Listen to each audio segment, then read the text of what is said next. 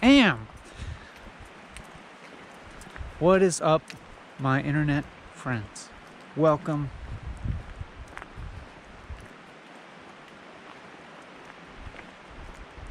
Wow.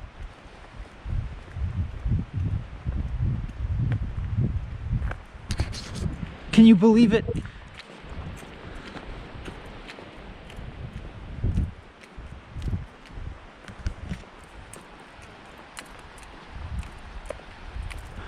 I could say anything.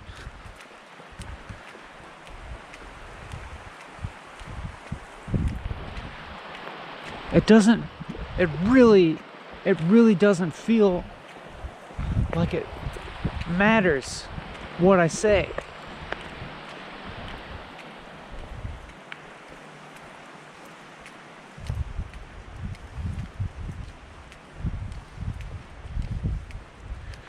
It matters and it does not.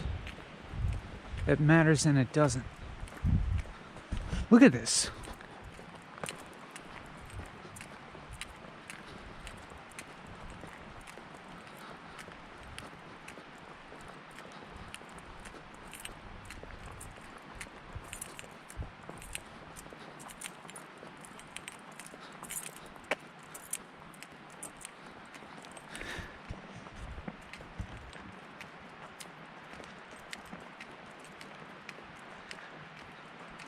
I'm thinking a lot, really fast. I'm thinking really fast, faster than I'm talking. And I want to get focused.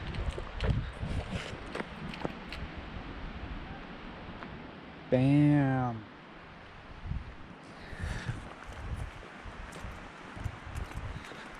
I want to get focused to the point where I'm not thinking much more than I'm speaking. Focus in on the act of speaking so that I can... What I want to do is really investigate just this phenomenon of speaking, and particularly the sense of agency attached to it and the intention attached to it.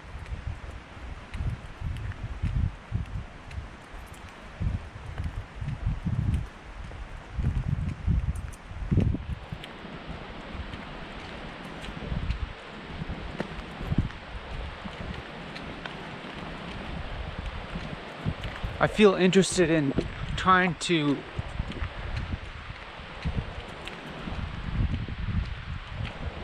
operate from a realm where individual agency and intention are not totally as solid as they tend to appear most of the time, as they tend to seem.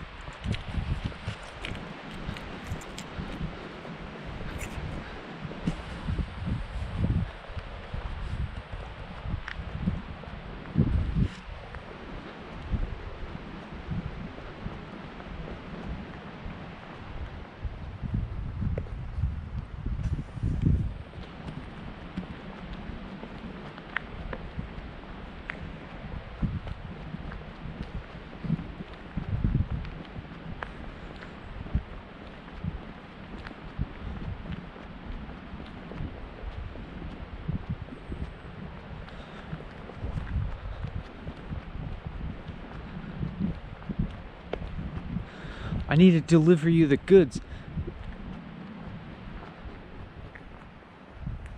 I'm unfocused. I feel unfocused. But here's the thing. Yesterday, I was thinking a lot about focus. And I have this thought that becoming focused on anything is really where you get the really good stuff. out of life.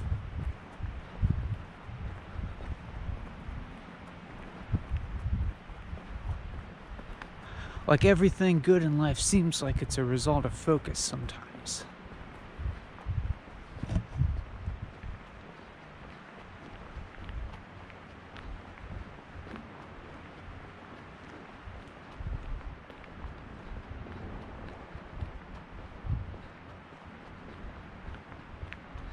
But at the same time, and so this was causing me some concern, because I'm like, okay, what do I focus on then? What should I focus on?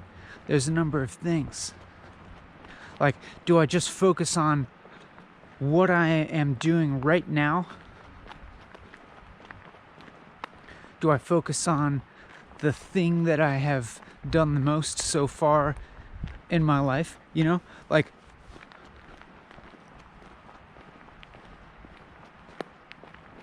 if I attach focus to duration or repetition,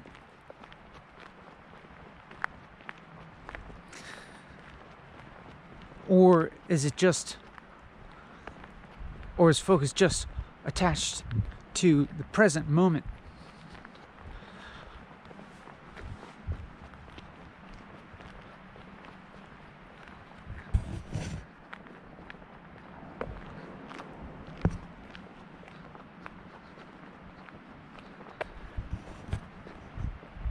And also, the question is,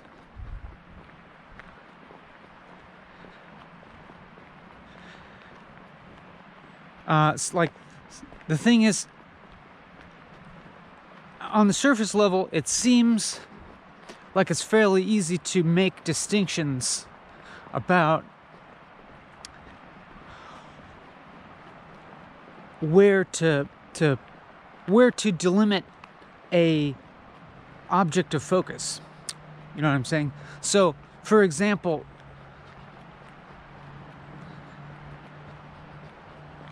like,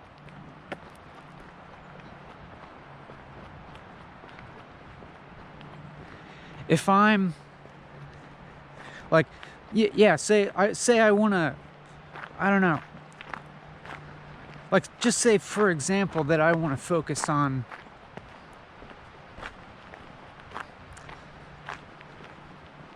walking and talking. That's pretty simple. That is actually pretty simple.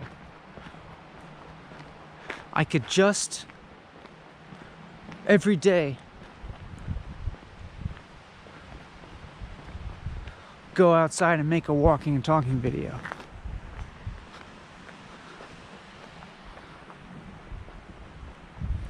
That seems like it would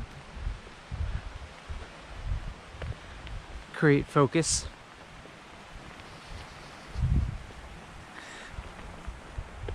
But I imagine that if I do that, within that, there's gonna be questions of focus. Like, well, you know, okay. So I'm currently walking and talking. I'm doing a thing that I could be focused on. But now, even within that, it's like I'm talking about needing to become mentally focused. And this is a really subjective definition, you know? Like, in terms of this activity, what would it mean to be focused?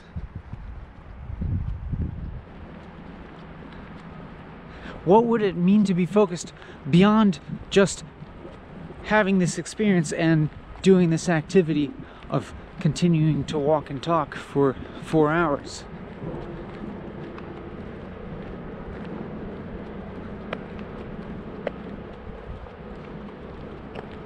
I guess it's just, you know, because it's not like I would want to limit my activity to say just repeating the same word over and over again. No. I want to keep talking in a quote-unquote natural way that is allowing one thought to lead to the next.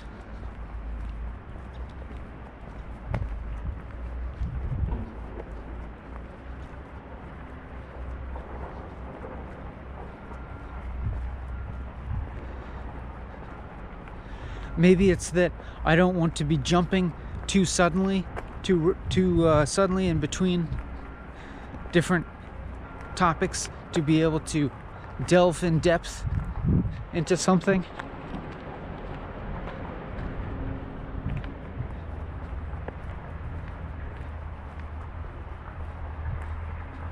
But of course, that's still subjective.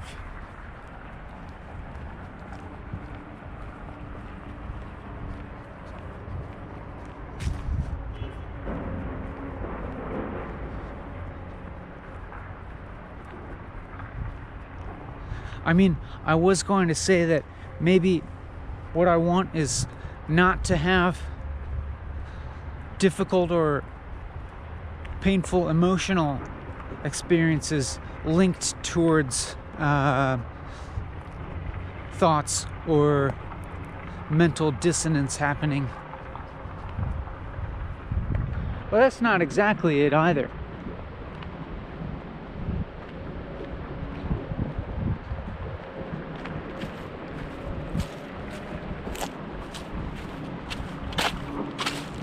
It's not that I necessarily want an entirely pleasant experience.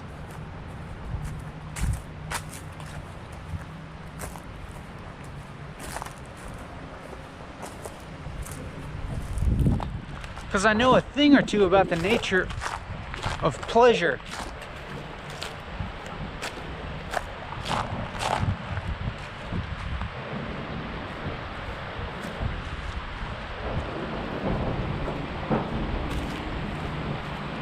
Enough to know that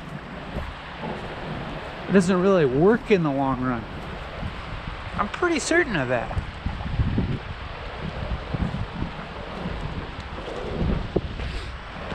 The more I think about it, the more certain I feel that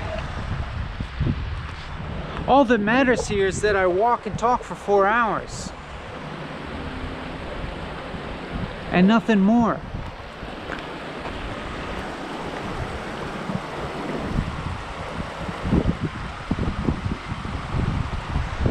I really consider things a lot. I think a lot about what I should do.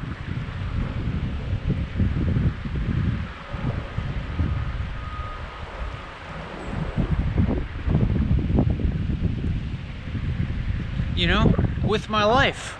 I consider it, I give it a great deal of consideration, what to do with my life.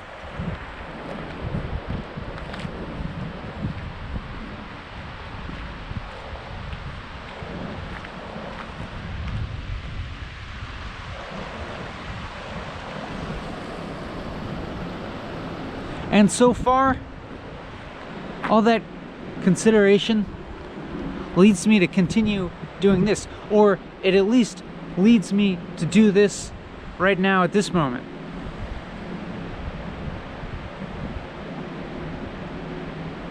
But if you ask me if I feel committed to this, I would say no. I would say if at any moment it became clear to me that I should be doing something else with my time, then I would do that. And many times, that's in fact what I do. Other things with my time. And in those times, you don't see me on YouTube.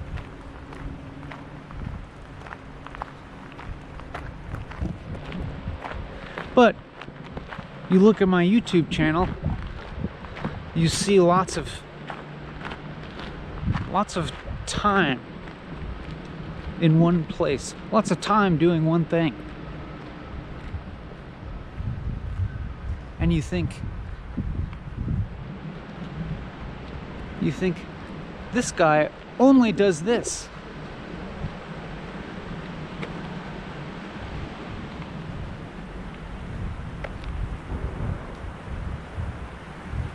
But it's just that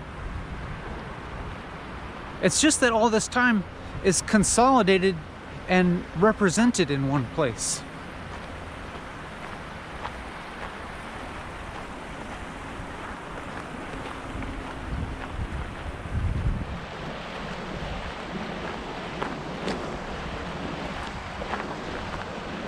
And it's really silly, because like I know there are many other YouTubers that spend more time on making their videos than I do, you know, with production and editing and writing and things like that. They do things like that, and they spend way more time than I spend, but it results just in shorter videos. And people don't tell them you're wasting your life. People don't tell them you need to get a job and a girlfriend. What the fuck? Give me a effing break.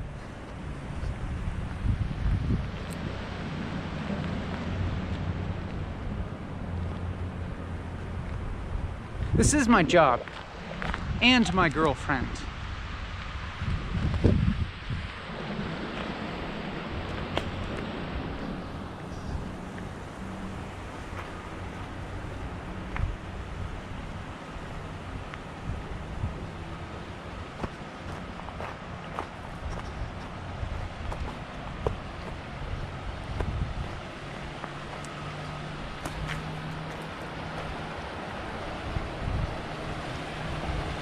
At least at the moment, you know? At least at the moment while I'm doing it. For me, doing things like extending those sorts of categorical concepts far into the future and the past has not been very helpful for me. You know, that is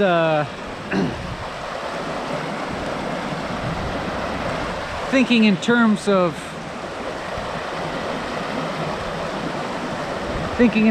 I'm definitely going to do just this for the rest of my life, or I'm completely committed to this one thing. That just hasn't worked for me very well, just in terms of my personal experience of time.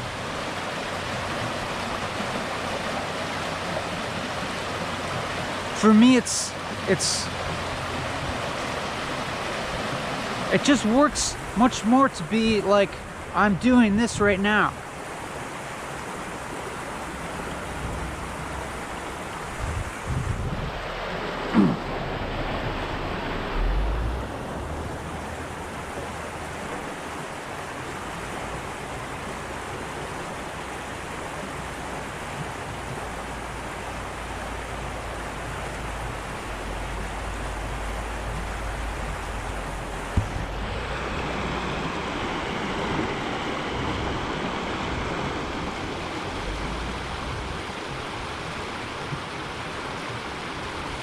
And if that works well enough in some particular framework, you know, towards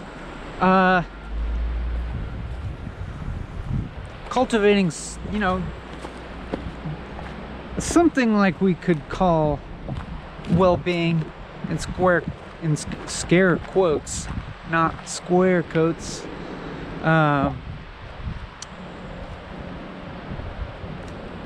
Because, you know, I'll probably have to put an asterisk on well-being and return to that later. Hey, there's a cool bug right on top of the camera. I'm sorry you can't see it, but that's kind of like, the camera is kind of like your head because you can't see it. the camera is effectively your head right now.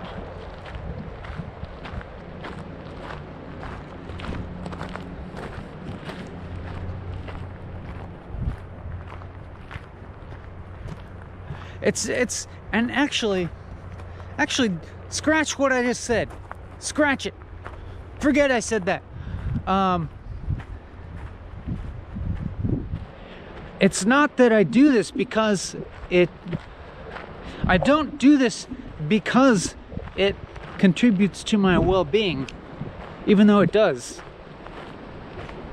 I just do it because I do it. It's a thing that I just keep doing.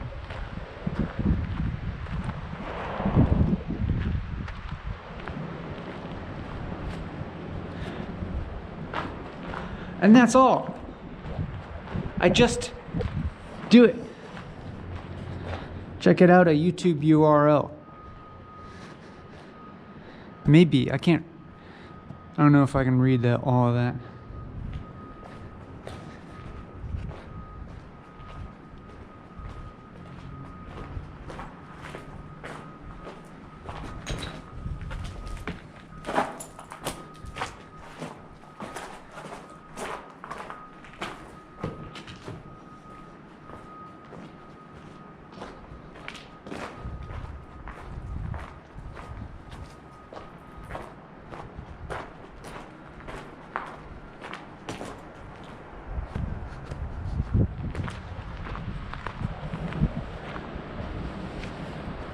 It's just that the gaining ideas just don't work for me. I mean, they still kind of exist in my mind to a certain extent and are probably attached to some of my behaviors. But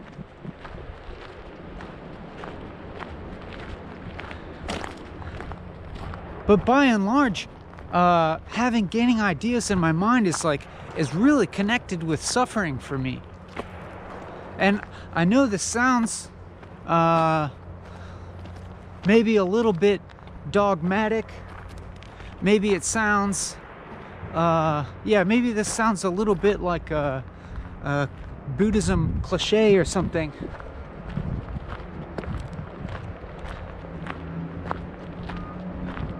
But I can really say that it's that I feel the most sort of at home in reality when I'm behaving without any concept, without any kind of gaining idea. And that means not thinking about improving myself, not thinking about improving my mood, or not thinking about changing my emotional state in any way.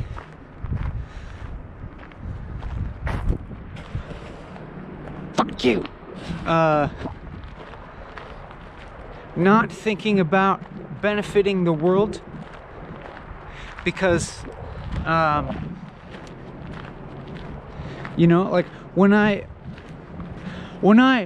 understand from my firsthand experience, my subjective experience, that this is the kind of state that feels like home for me,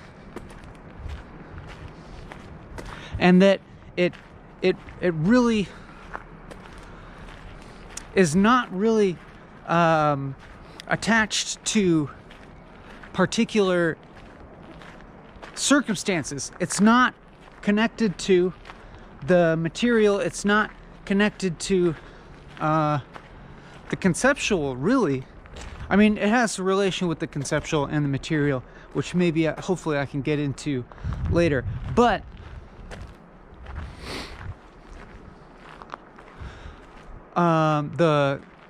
at the core of it,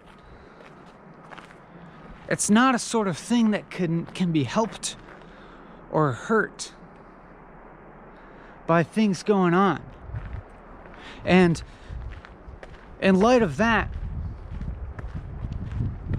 this idea of trying to help other people takes a different type of valence or meaning, or like or maybe, you know, it maybe empties it a little bit of its solidness, or its fundamentalness. It's not that help and harm aren't real things. They're certainly very real, as much as things like suffering are totally real.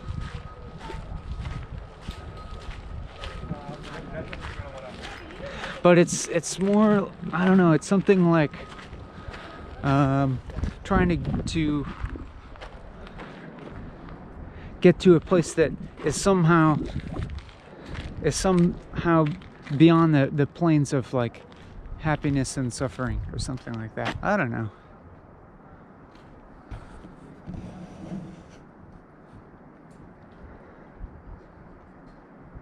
Hey, a shooting range.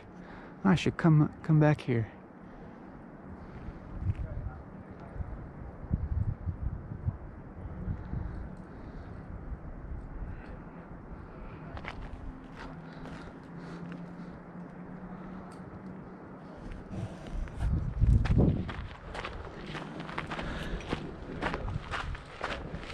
Well, now I feel like I've said so many things which could really be elaborated in depth already, if I can go back and remember some of those asterisks. Oh yeah, well-being. I mean,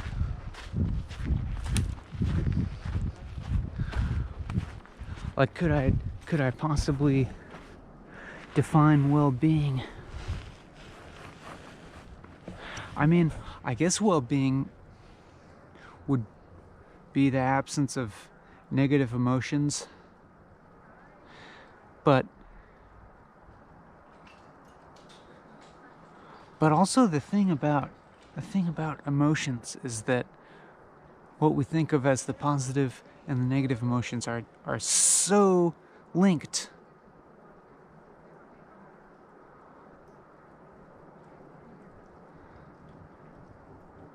They're so incredibly linked to each other.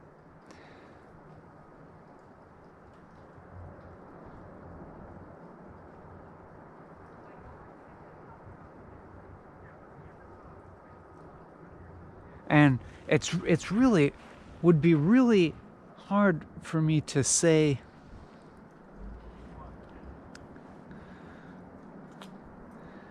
with any kind of confidence that it's possible in one's life to cultivate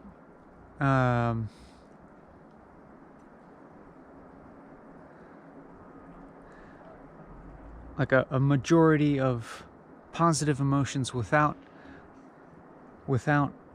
an equal measure of negative ones. Maybe I'm wrong.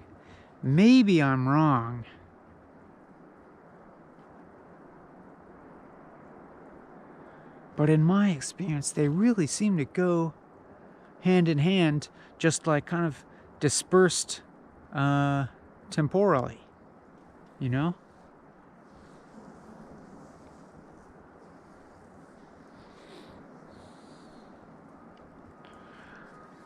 But then that brings up another thing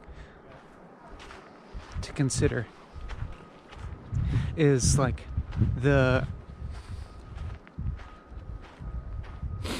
sort of linear temporal dispersion of human experience, which I might say is is necessary for feeling emotion.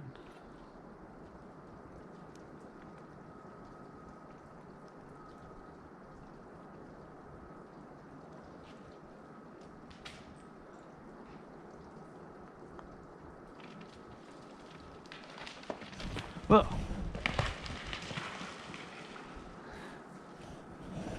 Shout.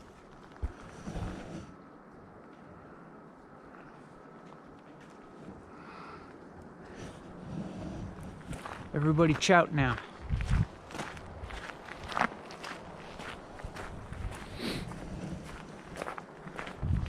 But I mean, like, you know, you must be...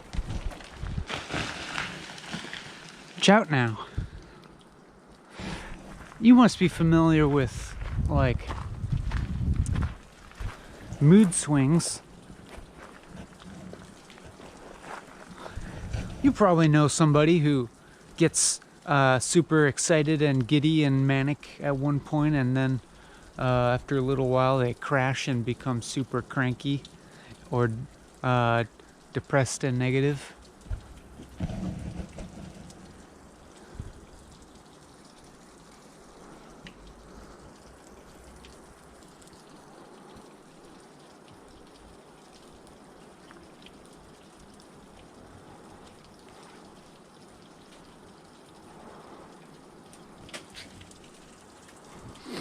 To me, I feel like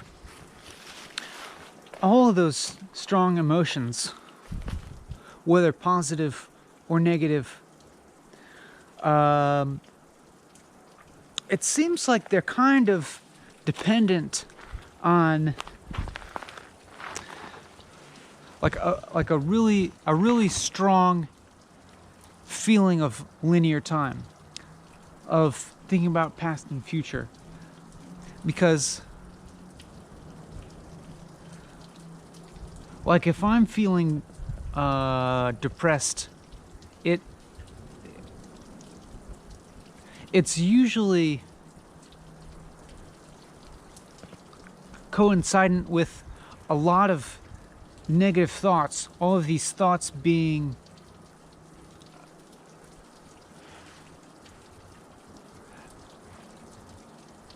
abstracted from the present moment, and, you know, thinking about my past or my future as this abstraction, and thinking about the past and future as these very real things, you know. And in a depressed state, it's like the future, you know, it's like horrible things have happened in the past and horrible things are going to happen in the future, sort of thing, you know.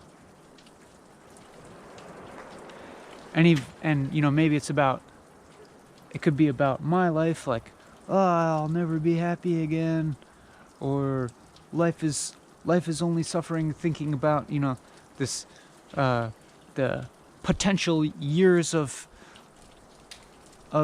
misery ahead of me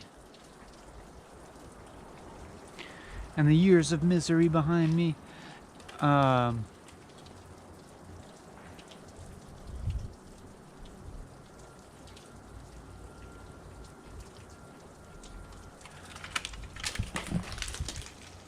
And so it really kind of feels as if like this linear time, like it's as if the past and the future are just like dominating my experience in a way that, you know, in an oppressive way that I can't escape.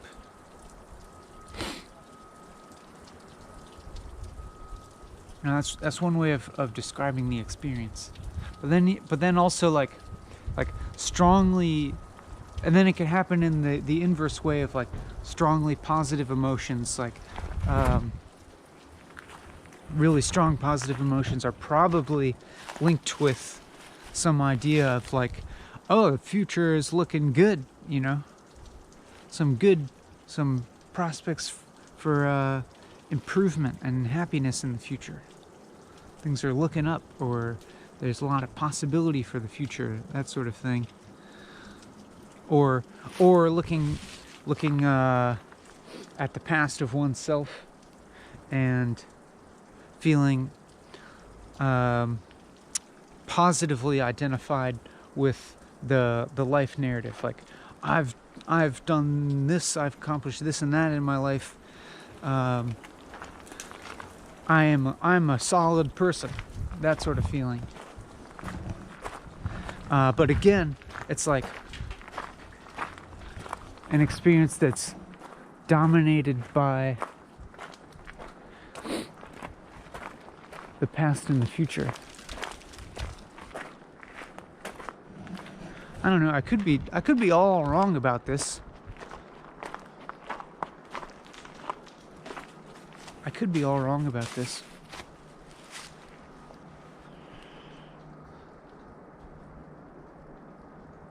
Because also I know that it's true that these moods are also so physiologically linked, and you know the physiological experience is so present as well. So I don't know. Maybe what I'm saying here is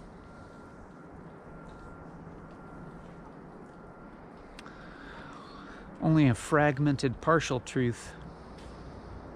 Well, that's a given. That's for sure. Everything that I am saying is only a fragmented, partial truth, and it's only really in a sort of meta experience of talking or of hearing that any greater kind of truth can be apprehended.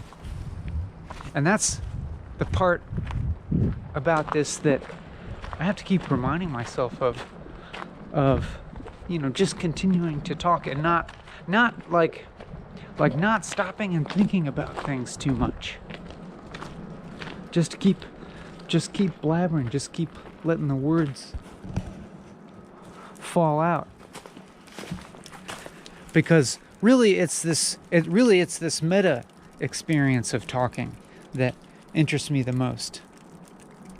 And this comes, you know, in light of what I just said about practically any given statement that I could possibly say is necessarily a fragmentary perspective on reality. Ow, my toe.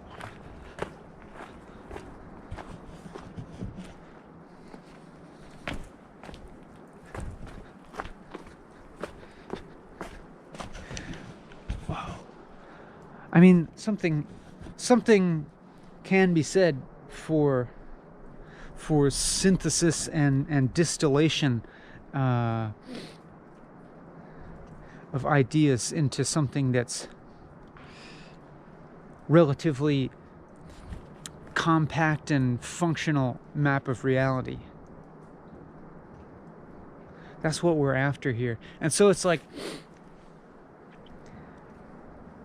I feel like I need to be open to really anything that any perspective that contains truth. I want to be open to all of that, and maybe, just maybe, if I'm able to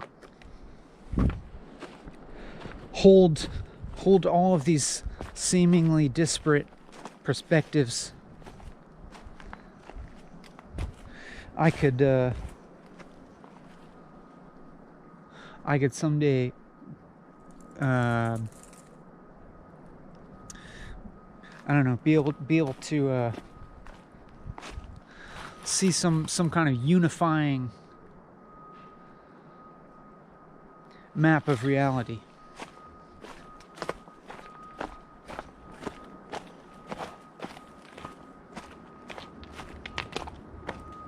And so this walking and talking process is really helpful in that it pressures me to just stay,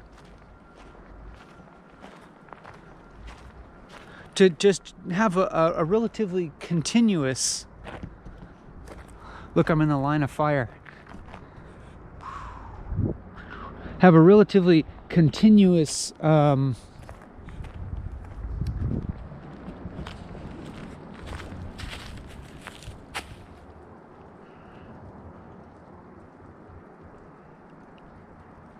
like observation of my own thought movement. And you know, in the span of 4 hours, it changes so much. I can and my perspective will change so much, and things I think about, I don't know, though, you know, any particular idea, while at the moment of saying it, or maybe even just at the moment of thinking it, and before it even comes out of my mouth, it seems to possess the quality of the immediate truth. But then often, and sometimes as soon as it does come out of my mouth, and sometimes before I've even finished the sentence that I'm saying, I'll notice its partiality, or that it is having the effect of obscuring another truth. It's fragmentary, it's limiting, and just continually noticing that for a long period, it helps me to just get a longer view of my thought process, and to maybe get a little bit of insight onto the nature of my thought process itself. And it helps kind of, it does kind of debase certain things that I might otherwise be holding in my head as more solid truths. Damn. Pew, pew, pew. Pew. Pew, pew, pew, pew, pew, pew, pew. Look, it's fun to be standing here where at another point in time we would be getting shot to death.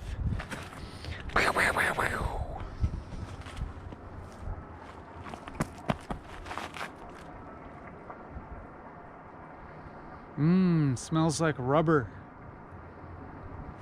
Look at these things. It's kind of like tire rubber. Well, it's obviously not stopping these bullets.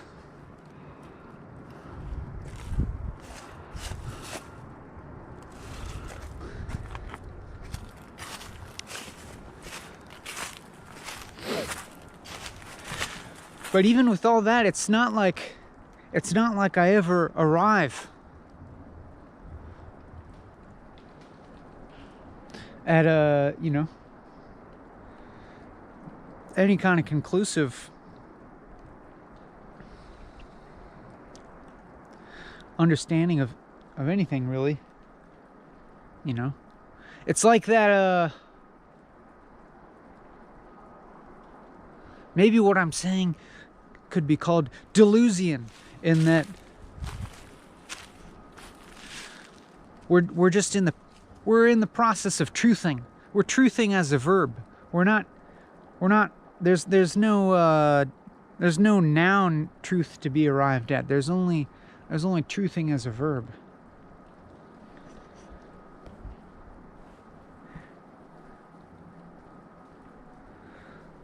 There's no need to call myself a truther.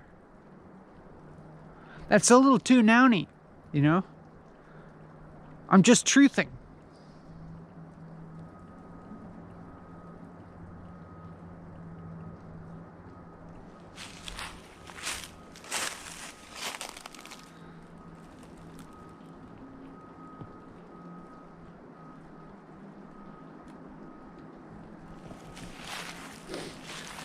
And as soon as this episode is over, it's not like we won't possess any truth. I'm telling you now, you're not going to possess any truth. Boy, it feels fun to just stand behind these shooting targets, because in the back of my mind, I'm just wondering if somebody's going to show up and start firing off some rounds, pumping me full of lead.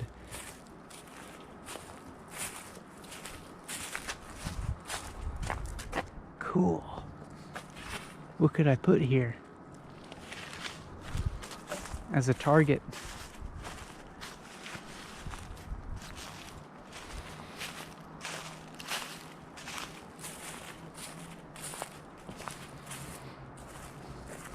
We'll leave we'll leave this as potential. This is something I like to do. You know, if I have an idea, like I have an idea of, you know, putting something funny here as a target, I love to just not realize ideas, because then you just leave them as a potential, you know.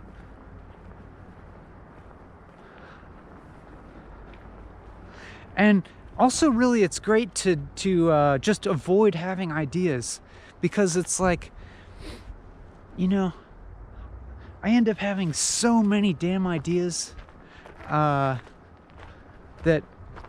just so many that it would be impossible to realize all of them. And like the idea existing in my head, like for instance, you know, like a project or something, I visualize in my head the material existence of something that does not exist. And projecting into the future a world that has this thing which previously did not exist. I mean, that's something I am really attracted to.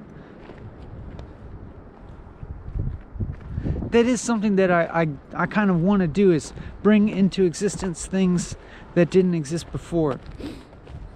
But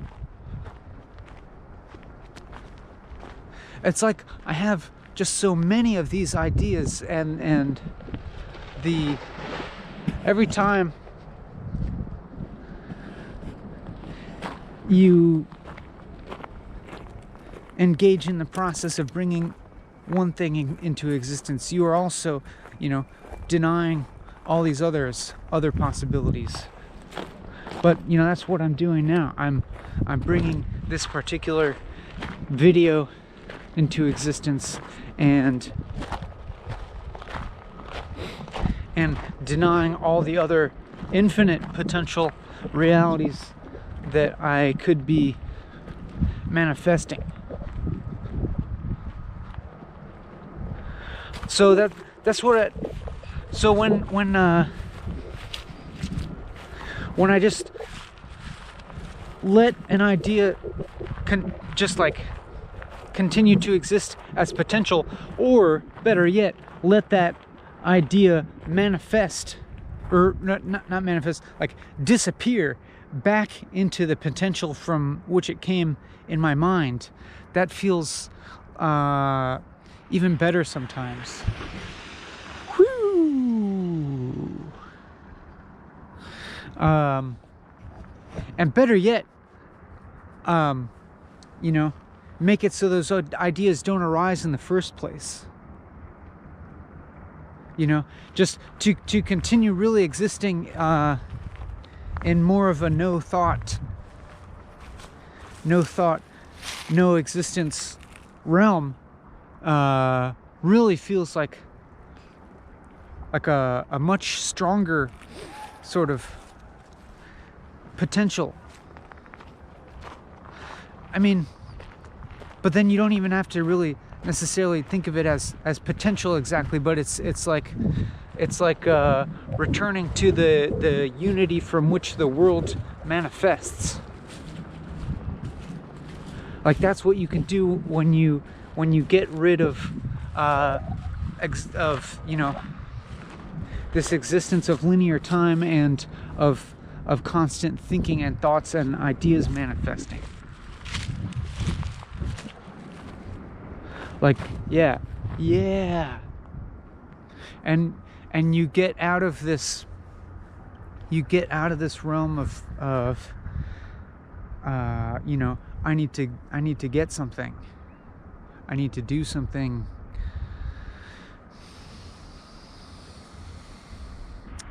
I mean,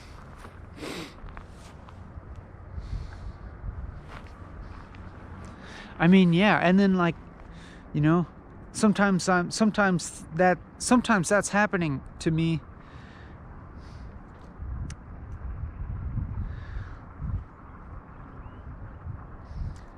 you know, sometimes when you don't see me on camera. But again, need I remind you that absolutely everything I say is still just a partial and fragmented truth, because there's still so very much reality to the, you know, just the vicissitudes of life. I gotta go eat something, I gotta go to the bathroom, I gotta pay the bills, I gotta so on and so on, you know, keep my material, physical, emotional needs met enough.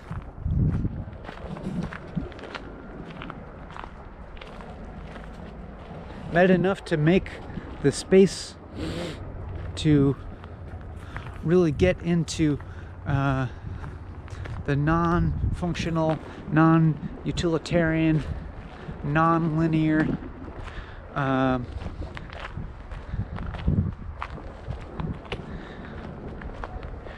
then beyond that into really the like unmanifest reality.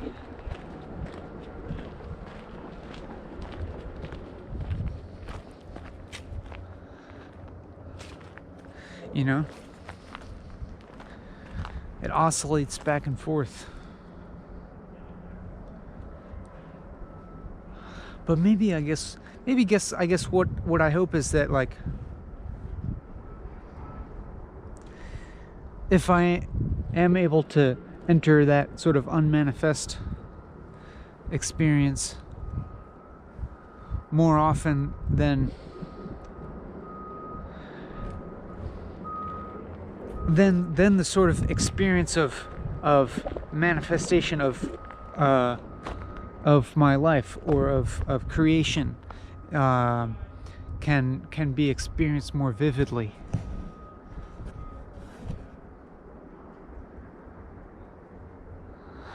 You know, going into nothingness so that you can then like really experience the genesis of something.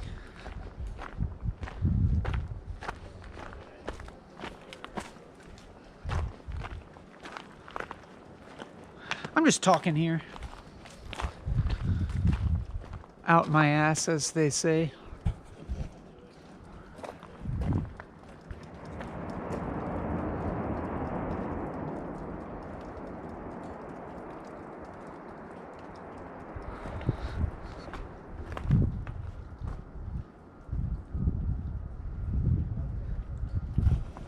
Yeah, like rock climbing. That's one of those things that I'm really happy to just leave as unmanifested potential for myself, you know? And I was thinking about this, about experiences. Like we want life experiences. What the hell does that even mean, you know? Like at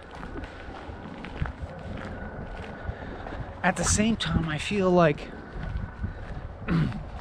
the things that stand out in my memory as experiences, you know, I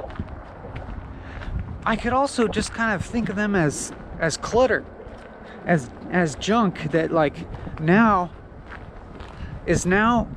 like has a substance in my mind that seems to stay there. I mean, it's not like I'm always thinking about them, but it's like,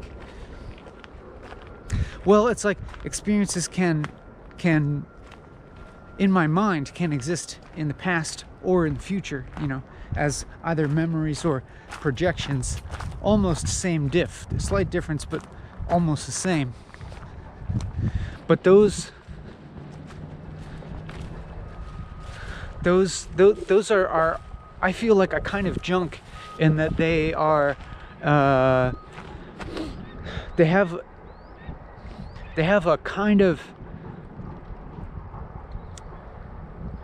like experiential solidity to them in their existence as mental constructs. It's like in the actual in the actual present of experience, I would say that experiences, or like in the like present, like sort of more verbal transitive experience, it's not like this is a noun, you know? It's not like this experience, you and I, what you're experiencing now, this isn't an experience per se, in, you know, in your to, if you are experiencing it truthfully.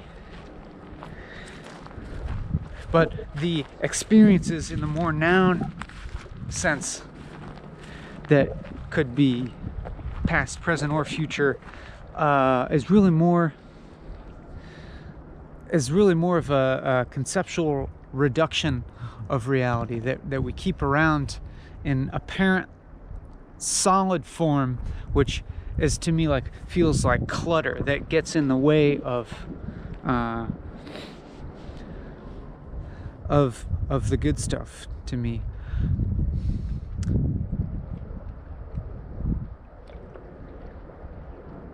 And so this isn't like an argument against doing anything in particular. I guess it's more of just like, maybe it's just an argument against the sort of conceptual reduction of experiences as such.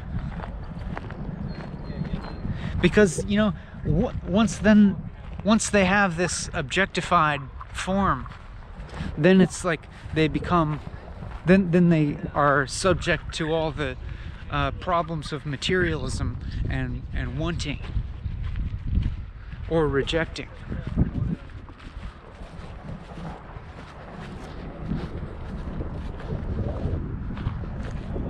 I kind of think about traveling a lot about in this sense.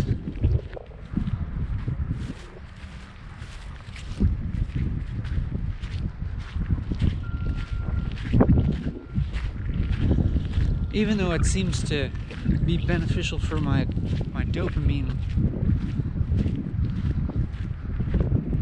or some other neurotransmitters or something.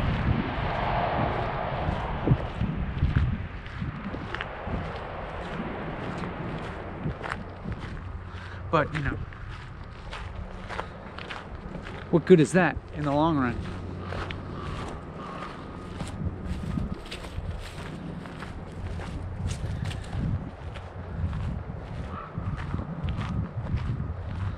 Considering the fact that our neurotransmitter system is always balancing itself out.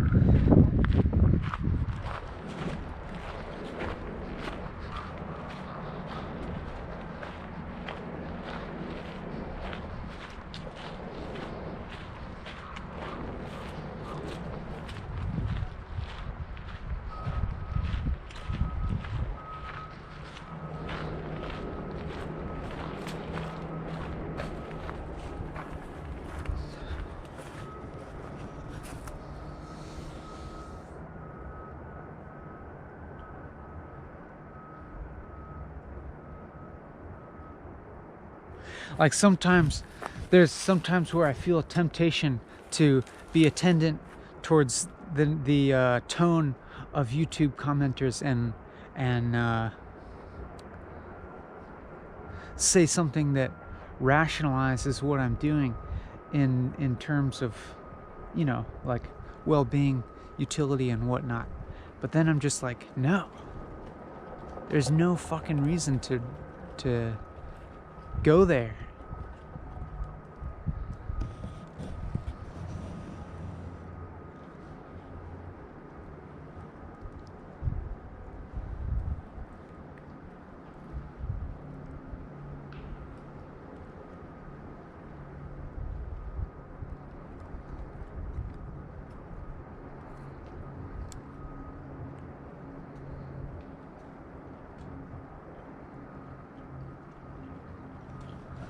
Sucks to be you, non-walkers and talkers.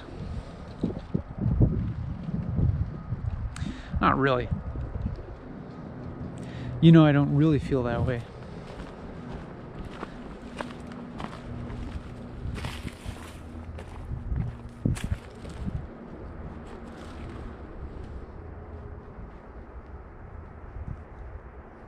You know that I know well and clear, well and good, or however they say it,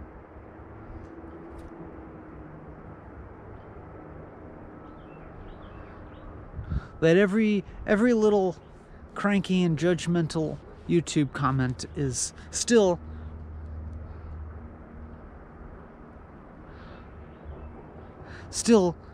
a manifestation of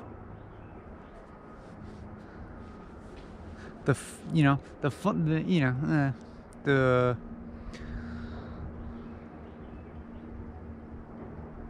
it's efflux.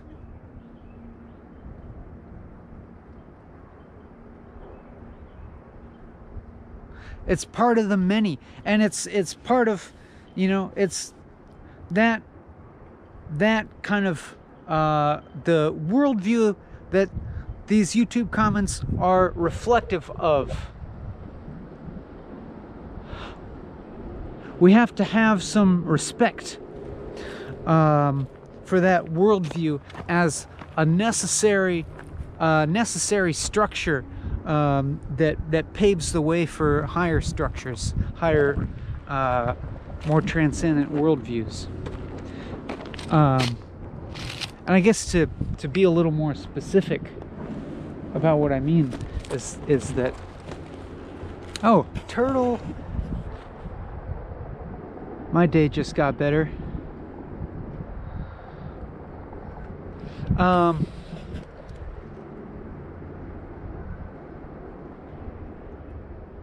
It's like, of course, this doesn't exactly fit in the rational utilitarian worldview, especially the very materialist one that is really, kind of like dominant on YouTube.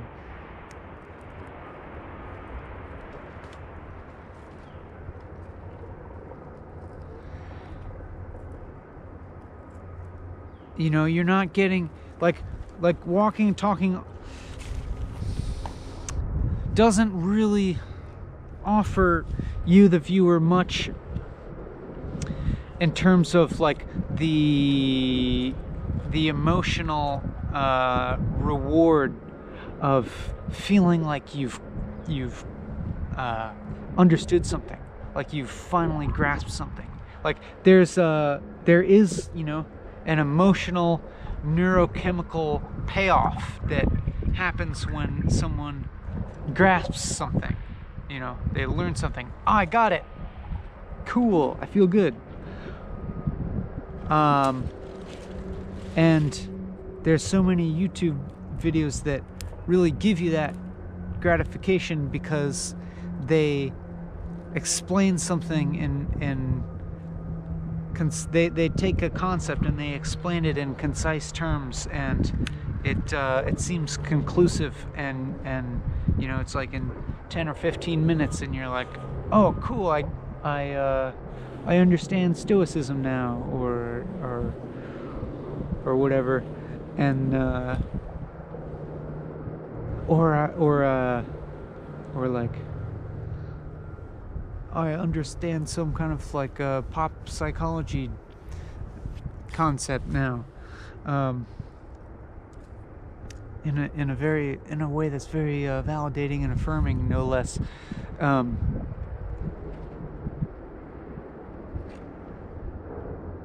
And so, like, yeah, that makes sense in the rational structure, and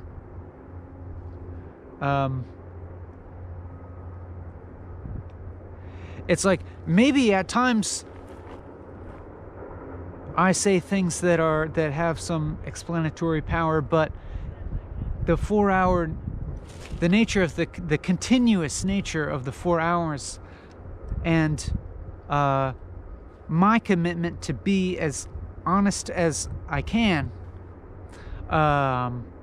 with regards to the truth of what I'm saying, that, or to put it another way, that I'm gonna keep admitting when something that I've just said now seems either false or only partially true, and that there's more to the story, and that we can't just like wrap these things up in nice little boxes in our minds. I don't really give you that payoff. It's not as easy. But I think maybe for certain people who are on a similar wavelength to me, maybe if they are kind of resonating with this process of truthing, or if just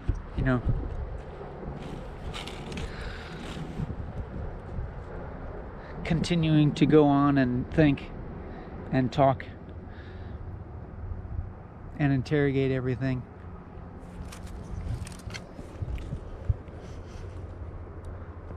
I guess what I'm saying is if you're the type of person that gets emotional payoff from this type of YouTube video, then I'm a little bit in awe of you. I have a great amount of admiration because you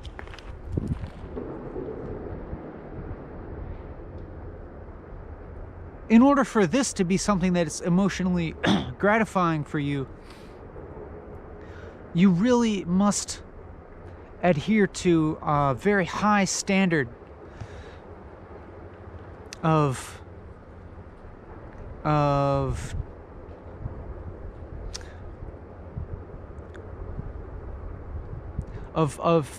living authentically,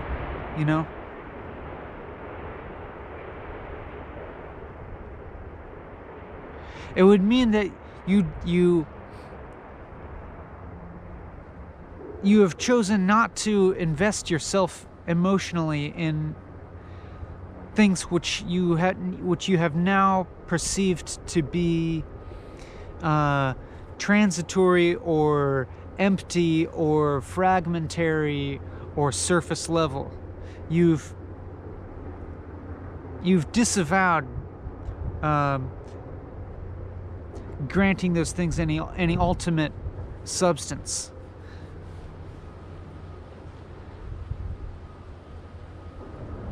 And so I could say you are attendant to the void. In Simone Weil's words, or Simone Weil,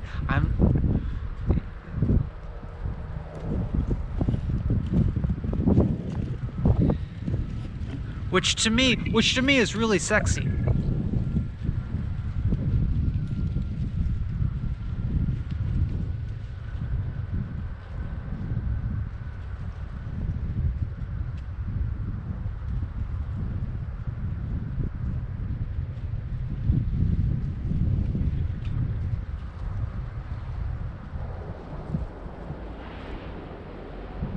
And I have to admit that sometimes I'll have thoughts of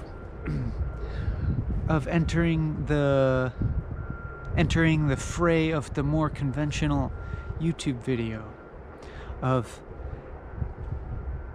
writing and production values and editing and concise explanations on specific topics, because I'm like, oh, if I did that, I could give everybody the payoff the payoff of understanding, but it's not real understanding.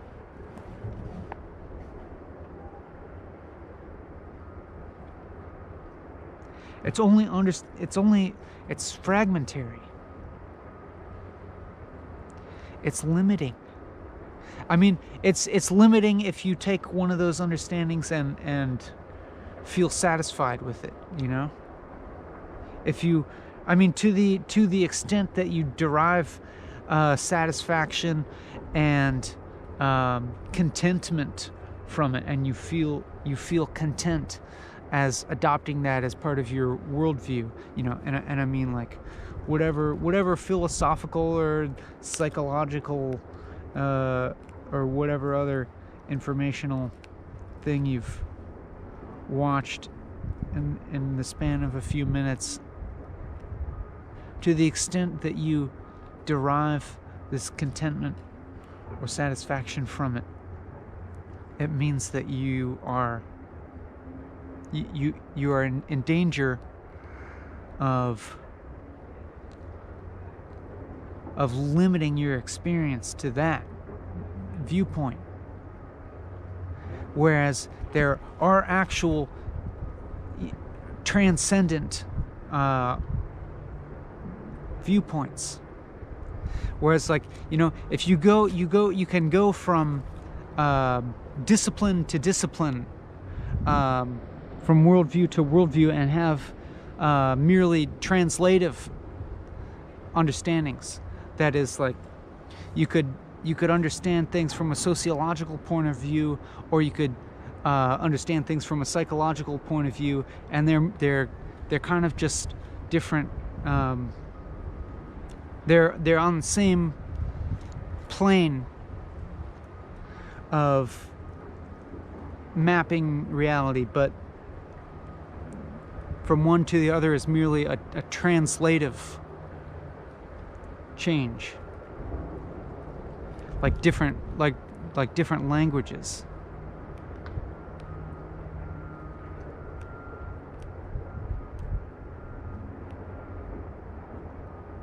But to get to the place where you can understand, like, where you can see the truth in all of those things, but see just the partial truth, you can see those truths as being, you know, true but partial, from a transcendent viewpoint.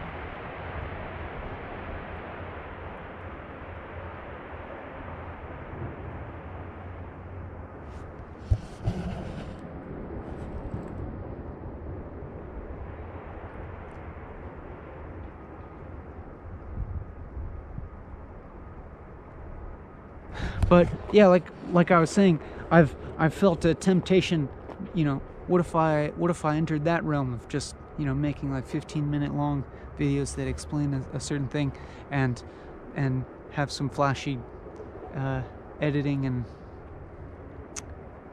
are pleasurable to look at. But then when I get out here and I just start doing this, then like all of that, like, then, like, that's when it becomes clear why I haven't done that, why I don't do that.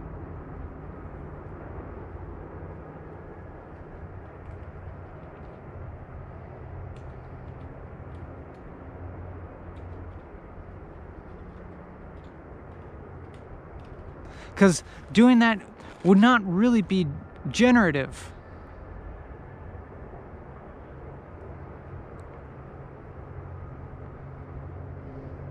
It would just be, it's more like just being exploitative in a way. I mean, it could be helpful to certain people on a certain level, but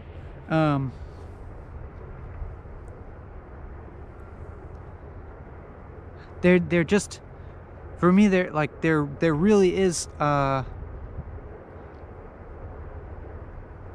if I have this potential in my life to go after the realest truth that I can, it would be a shame not to take that opportunity.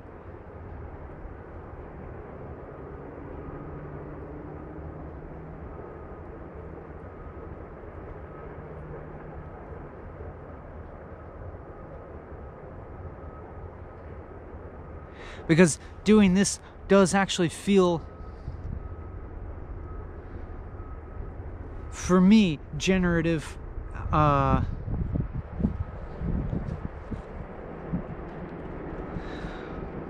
a higher level. And you may cringe at the phrase higher level, and understandably so, in that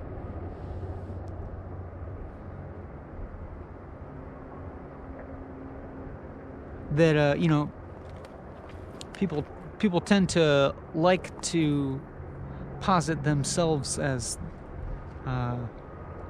being at the highest level of something.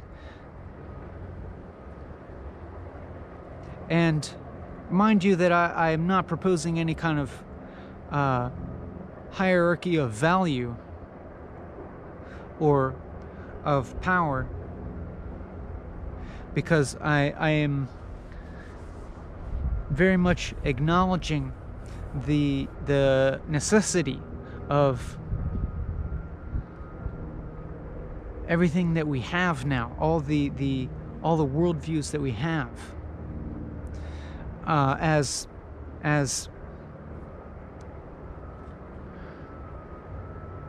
necessary links in the chain of evolution. You know, evolution of worldview, evolution of consciousness. You know, that we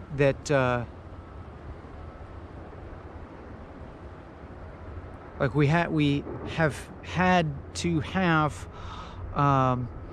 all of the structures of consciousness that we have had, and all of the structures of worldview, of understanding what we have, which build upon each other, to get to where we are today, and to get to where we might go tomorrow.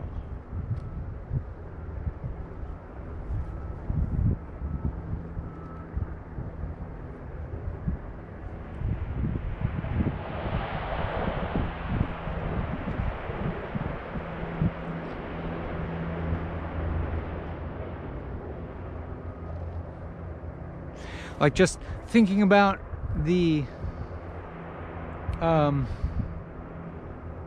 evolution of say the human worldview. Like, when humans lived in hunter-gatherer societies, you know, small groups, subsisting very directly from and whatever untamed natural world,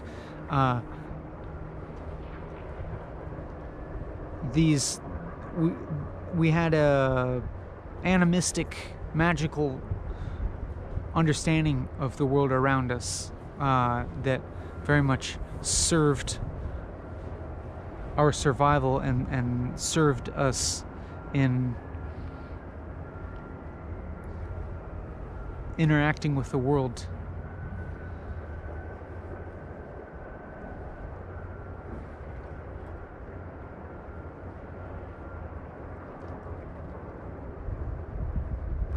And then when we started to settle into agrarian society, then we needed to start cooperating on a grander scale, more complex and grander scale, which is actually like a little bit more, that required a little bit more mental abstraction to, you know, understand that the division of labor and how to, and specialization of work, and how all of that interrelates, and how to cooperate on a scale that's larger than just the people that you know. And so it's like the monotheistic, mythical paradigm in which things happen because God makes them happen. And we you know, pray to God if we want to change things, rather than praying to the spirits of the forest or the spirits of animals that we're directly interacting with.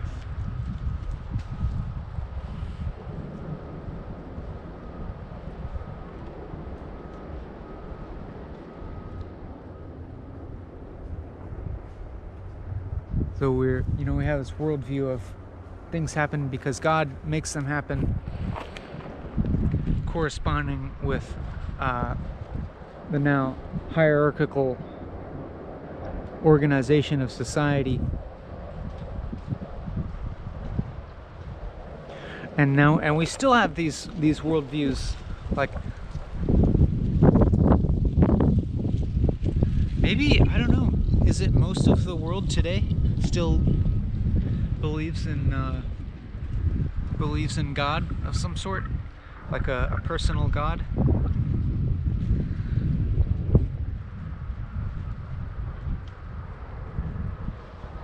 I don't know. I don't know the exact numbers.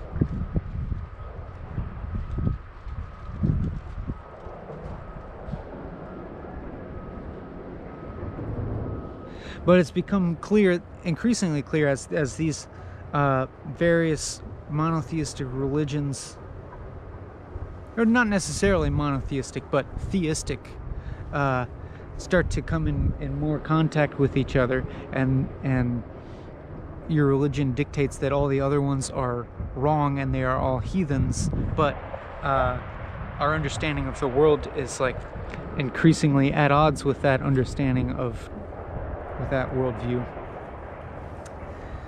It's like we have this we have kind of a schizophrenic thing going on, where it's like people go to their church and pray to their God,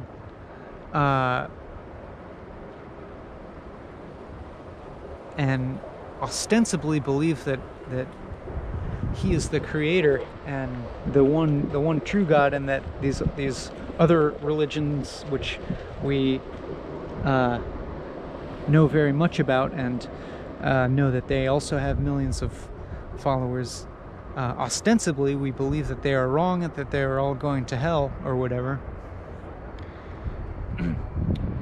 So that's what we do in church, and then we have the rest of our lives where more and more in the modernized world we practice tolerance and democracy, or we're living we have these conventional religions, but we're really materially living in a post-conventional society.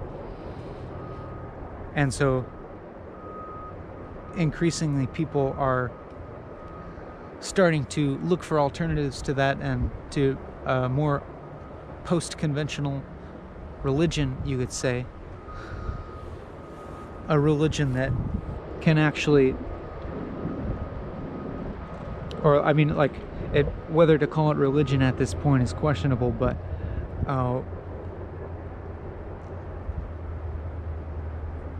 an understanding of reality that has more not just explanatory power, but that seems to correspond a little bit better with what we can observe than like Yahweh or Allah or whoever created the world and is going to punish everybody else who doesn't believe in him.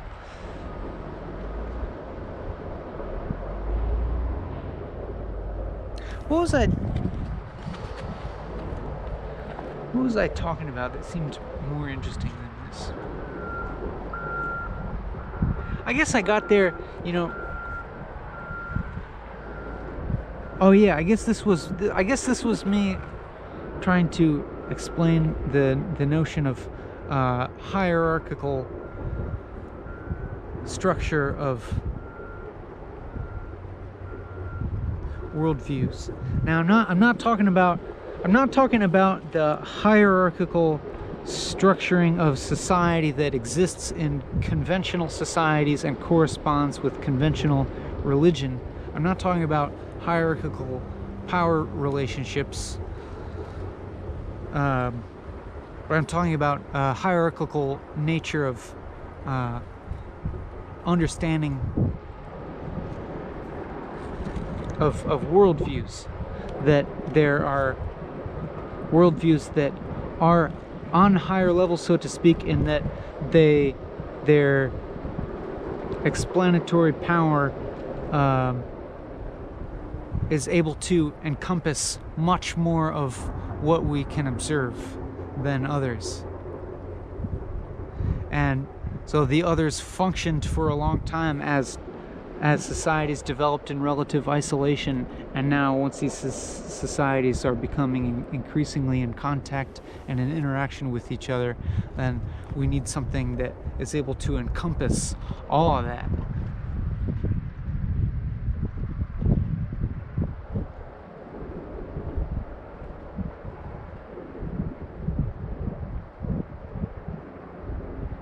Which is why we have to stop being theist. Eventually.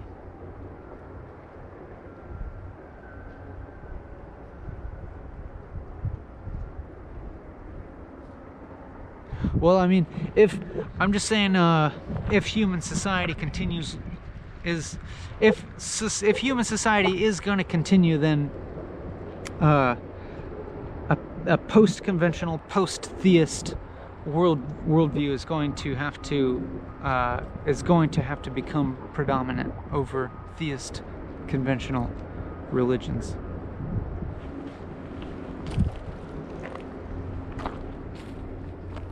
Because that already corresponds so much better to the scientific, rational, technological world that we live in.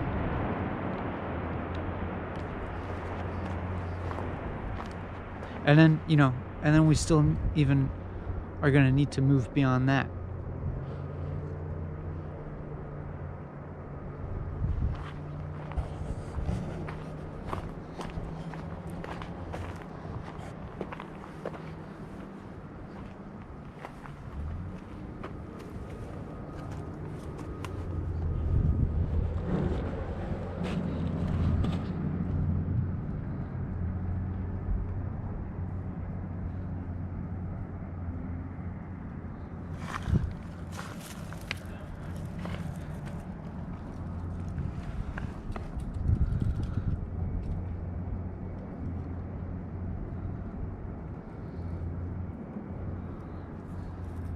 Let's look at little things for a while.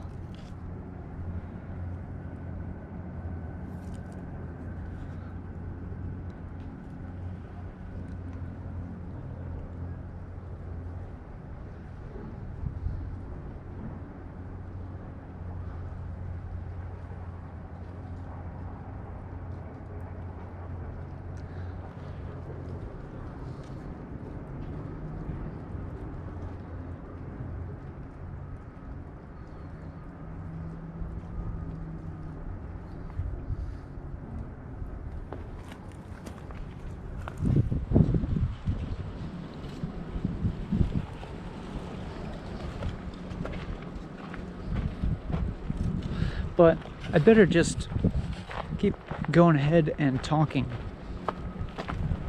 because I think I talked for a while, kind of explaining a certain scheme that's already existed in my head, a scheme which is really informed a lot by Ken Wilber.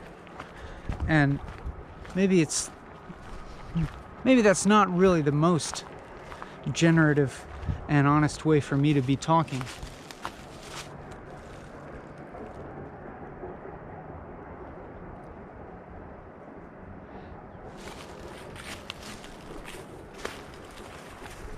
Because well, this is really interesting to see how my talking shifts between things like observing my firsthand experience and commenting on the behaviors of my thought in more or less real time, and then somehow shifting into explaining much more abstract things. And it feels increasingly apparent to me that all of this stuff, all of these are very linked. That is, things like, ooh, is that a frog? I think I just saw a toad or something.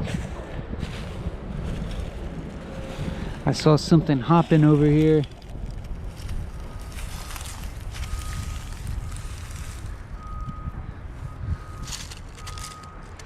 Where'd you go?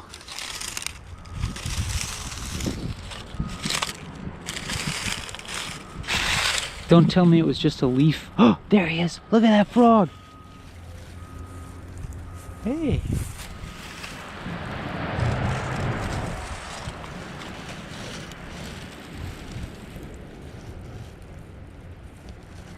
Somebody want to identify that frog for me?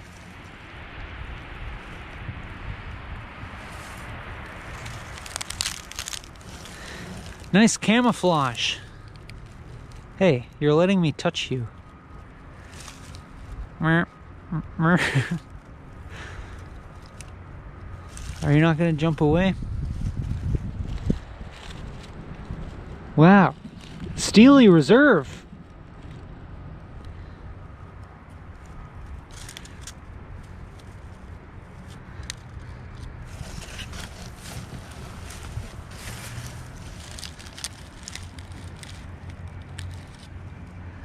This frog does not give one F. One flying F.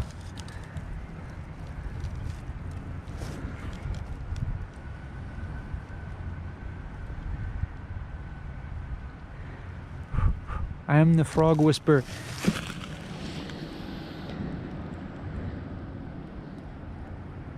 Let me get this thing off of your eye.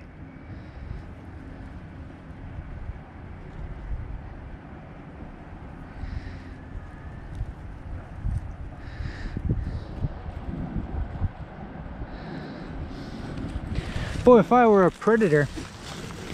There he goes.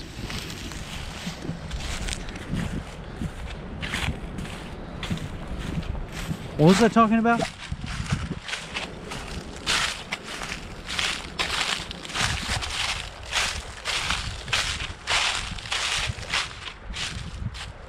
Oh yeah, about my individual subjective experience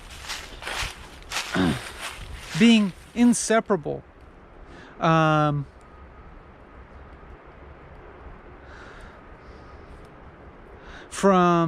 the more objective world.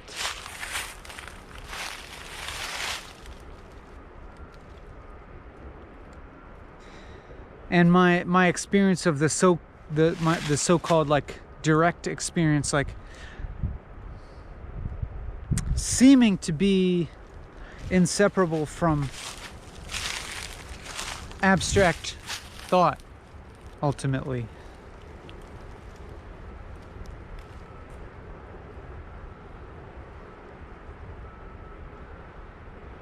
Like, if I talk about having an experience of no thought, or experiencing the unmanifest,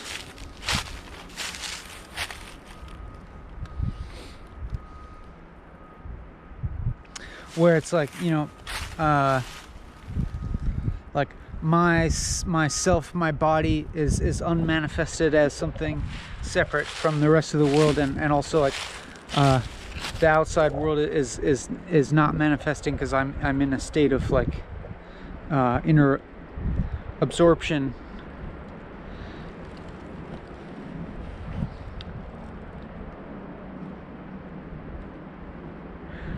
Well, it's obvious that that kind of experience isn't all there is.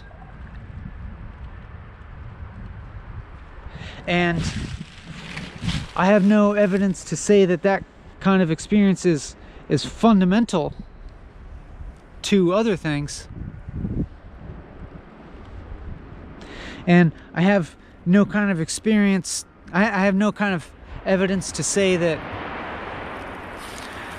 that kind of experience is independent of my abstract understandings of the objective world. You know, things that I've read, learned, heard, observed.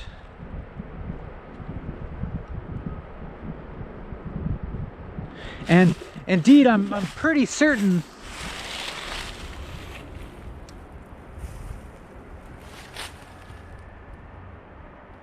that without a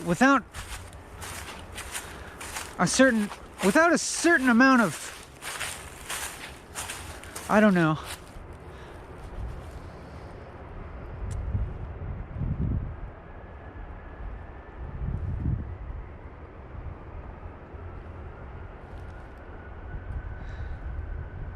without a certain like level of intellectual understanding of the world, or like the worldview that I have,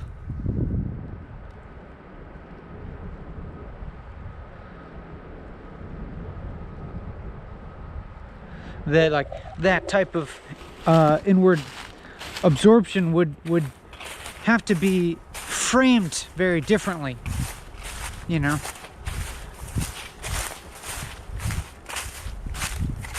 If I grew up in the Christian world and there never occurred to me really even any alternative to the Christian faith, that was just, you know, the water that I lived, that I swam, the air that I breathed in terms of my worldview, then like an inner absorption would have to be probably interpreted as communing with the Creator, or whatever the view. I mean, Christianity has a kind of big disadvantage in that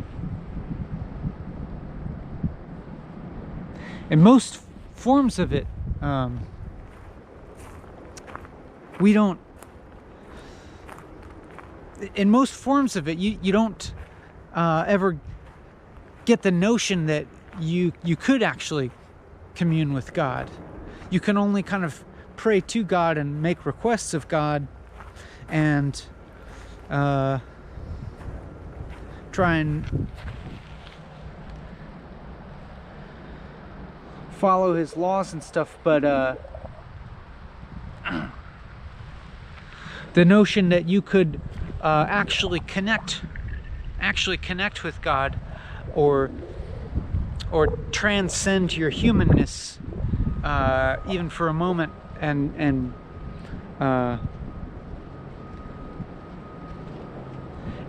kind of like experience the actual qualities of God, like, that's not even really hinted at. It's like you really are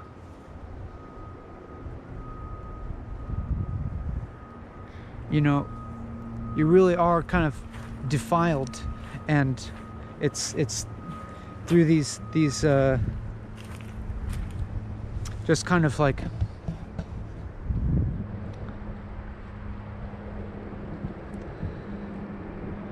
more I don't know. I'm sure there are exceptions to this.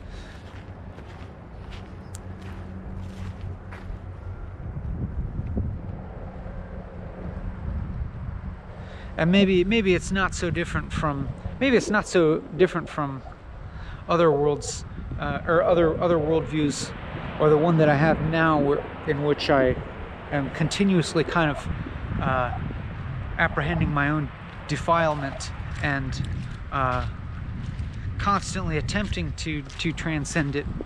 but always failing. Maybe that's not so much different from your typical Christianity, but it's framed very differently. But it's true that I think in most forms of Christianity, it's like, you know, you just do specific concrete things, or even just say specific concrete things that, you know, I accept Jesus Christ as my Savior, in order to, like, after you're in the afterlife, have no suffering.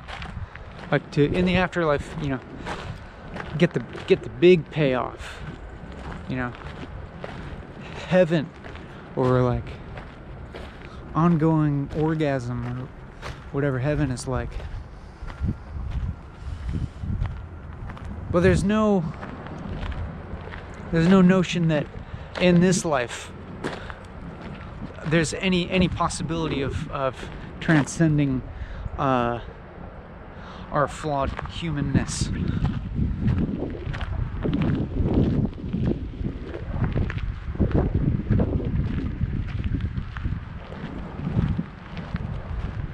Boy, I'm rambling a lot. Or that I mean, it's like each kind of, I might be talking about a subject for a little while, and then there's a little tangent, and then I talk about that tangent for a while, and then that tangent leads to something else.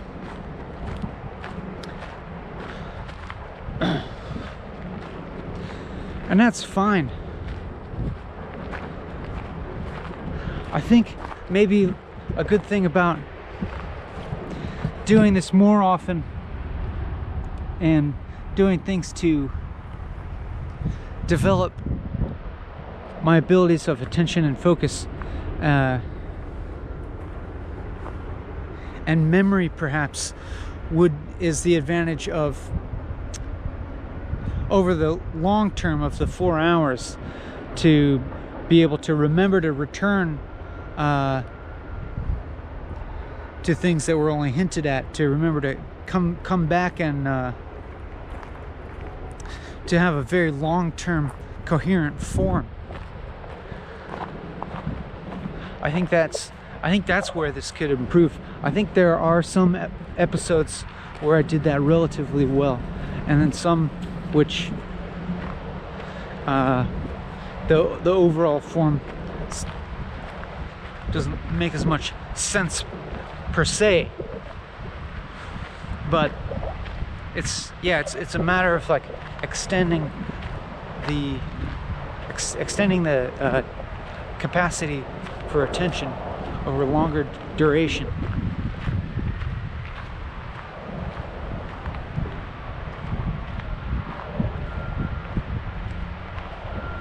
So that I don't have to, you know, keep jumping to a very different subject or mode of talking in order to keep myself interested.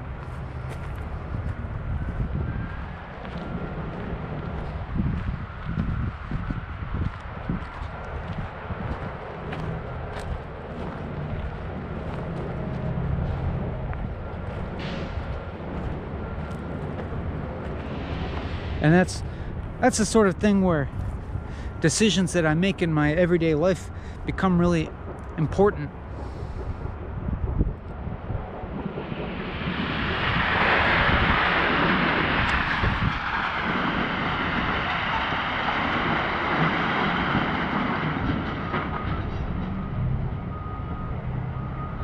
You know, like, I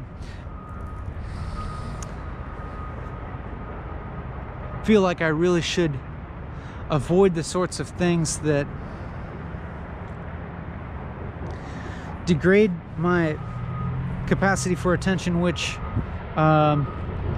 sadly to say, are the things that bring me immediate pleasure. Whoa, that's a big machine over there.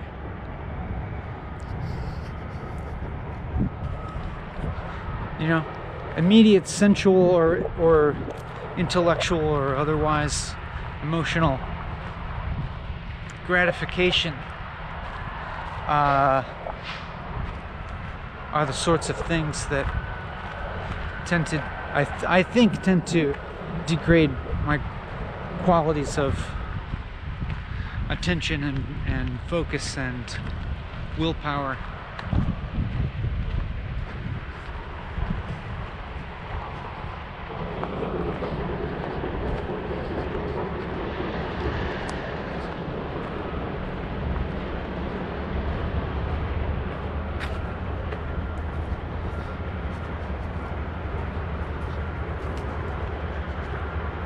And that's just what that is really just to kind of clear the way for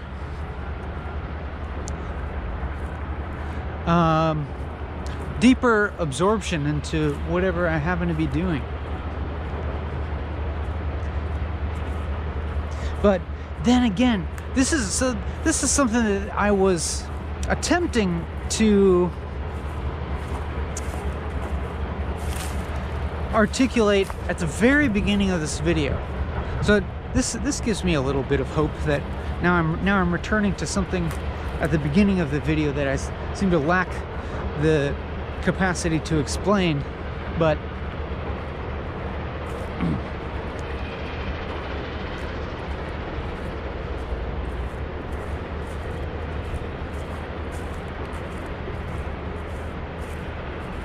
it's like,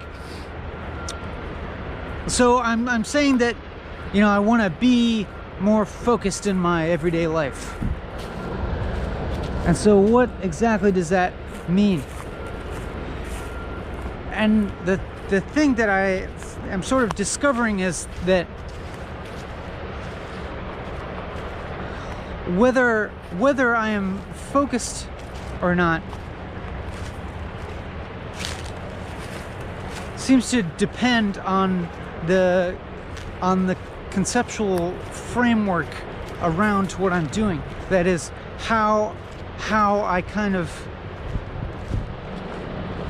classify what my life is, what are the things that constitute my identity, like what are my core activities that I'm trying to focus on.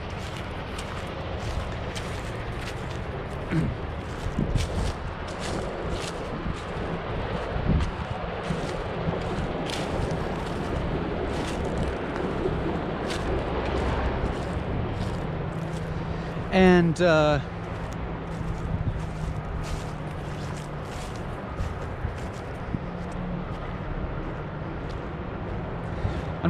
I haven't quite succeeded in saying what I'm trying to say yet.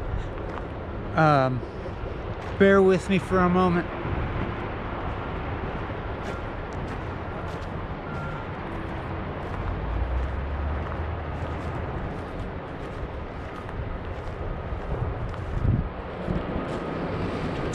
This other complicating factor is that, you know, if I'm saying that I want to focus myself,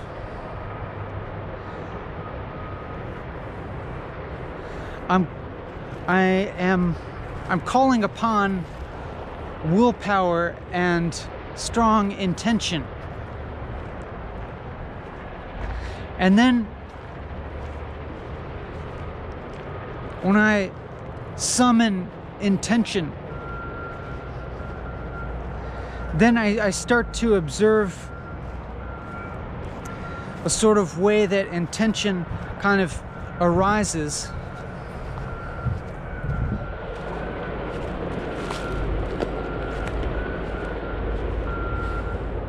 And that it's like intention is not coming from some kind of special locus of control that is in a you know, closer to the real me or whatever. Like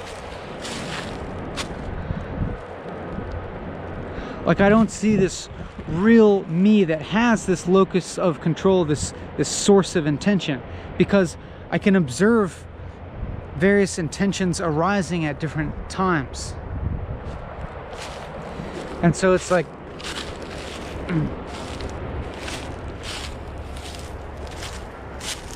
I observe this desire for something like focus, but then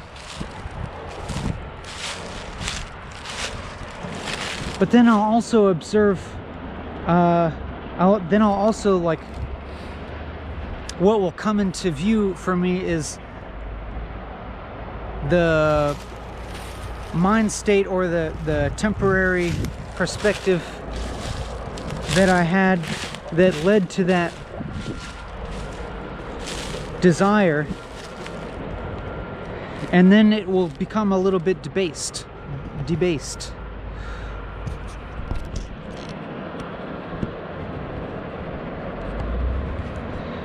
I feel like I'm not doing a good job at explaining this.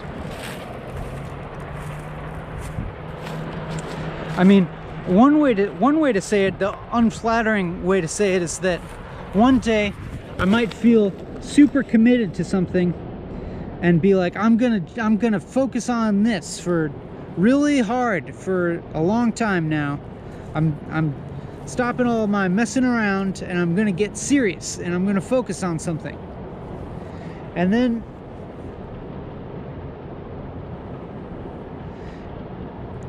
then after a few days or whatever the time is, some different perspective will occur to me, and I will see this focus as either I'll understand this focus as being a limitation of sorts, or I'll see this possibility of focusing on something else as being just as reasonable. How could I put this?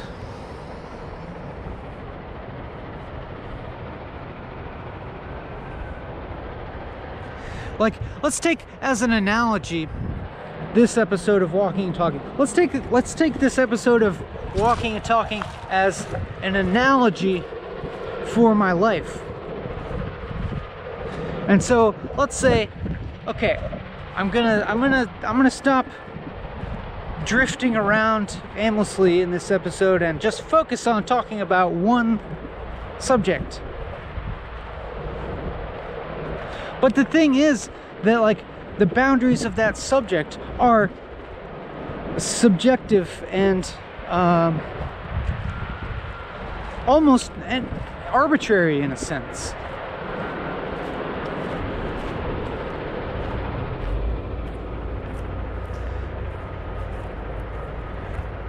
And so, like, what it would even mean to stay on one subject is like becomes just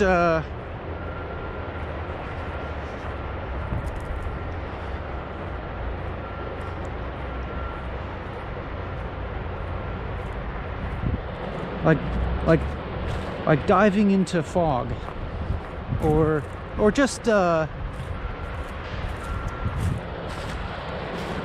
things being not solid. I feel at a lack here to explain.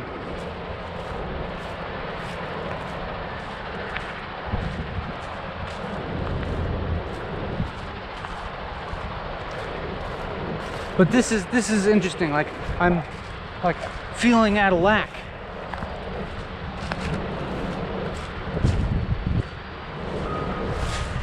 Wanting to achieve a certain type of explanation, wanting something that feels unclear to become clear.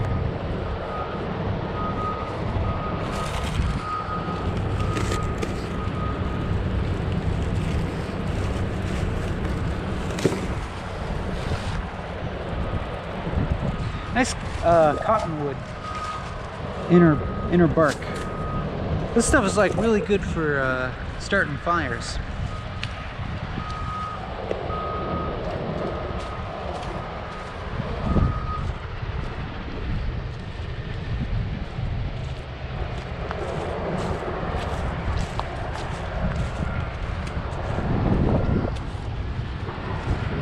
And so, you know,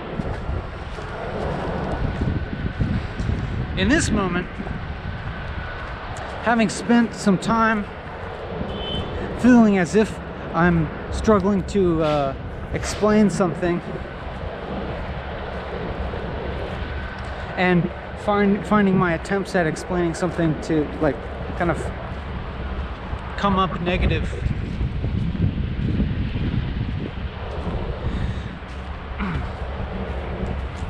now it's like the question of focus, like, is my object of focus now is it like the struggling thought process? And obviously now I'm starting to observe, I'm starting to you know, make observations on a struggling thought process. And so this has now become the thing that I'm talking about now. See, here's the thing about focus. Is it on, do I focus on what I happen to be doing right now, or do I focus on something that I remember doing in the past? And so focusing on what I happen to be doing right now is interesting in that when I actually observe what I happen to be doing right now in this acutely present moment, I cannot credibly attribute what I happen to be doing right now to my own intention and my own willpower and agency. Because it's like for instance, I was struggling. I didn't intend to struggle, and then I found myself observing that struggle and commenting upon my struggle to explain something. And that act of commentary was neither something that I brought about through my own like agency and willpower. It's just something that has like arisen in this process of talking, and more, especially right now, I'm merely just experiencing talking. It feels more and more like there's no agency here, there's just talking happening. And in this moment I feel it particularly strongly, and it's really enjoyable actually. And it's also brought me back into this thing that I've experienced before of starting now to observe my abstract linguistic thoughts occurring immediately before they become spoken by my mouth. And I'm just I'm just witnessing this process of thoughts forming, and I feel like I'm just witnessing the motor actions happening of my mouth and my tongue and voice and stuff, as well as walking. The video stopped. Hopefully it hadn't stopped for too long. But I'm saying that like I'm having battery malfunction. I think we're good to go now. It's gonna run out. Damn it. Stay connected. Stay connected to the battery, please.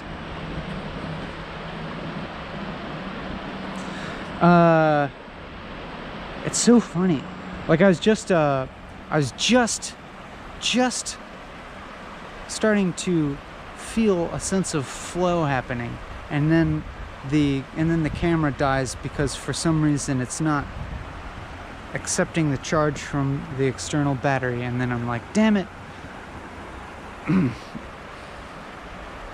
I was just starting to feel a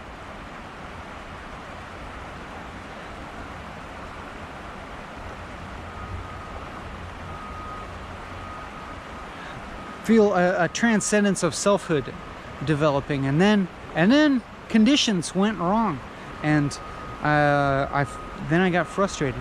That's how that always seems to happen. Dang it, darn it, dang it. Oh well. Suffering.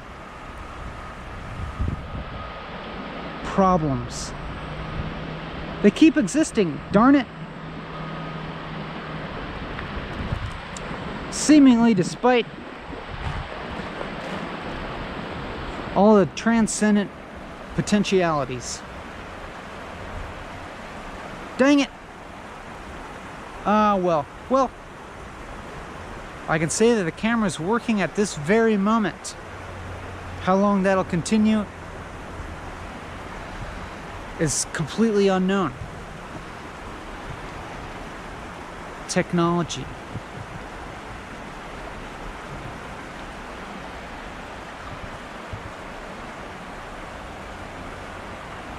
Anyhow, I was saying that well, I mean, I was going off. I was going off about how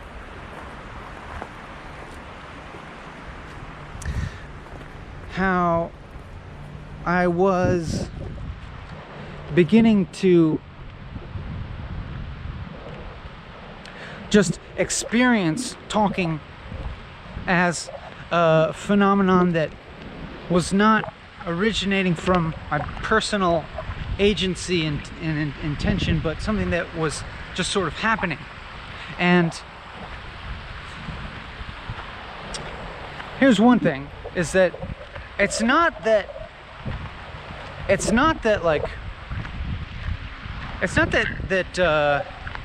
my understanding of selfhood like vanishes and disappears. It's a little bit more like my perspective like comes up a level, and then I'm just like observing it from above or something like that. And from there it's just like observing yourself selfing, you know, observing everything that we associate with selfhood just kind of like happening, but now being a more transcendent subject, observing our typical subjectivity now as more of an object, not as an object, but like observing it objectively happening or something like that. And it feels like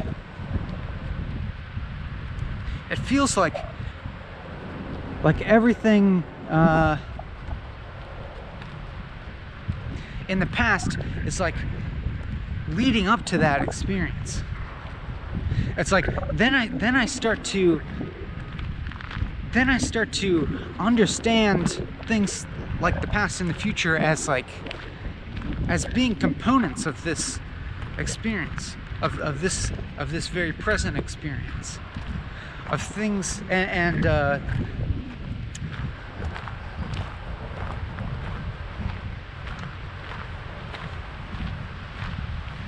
like understanding all of the identification of with individual selfhood, and understanding identification with thought as this component of the past, but the past being a component of the present as merely a kind of just kind of like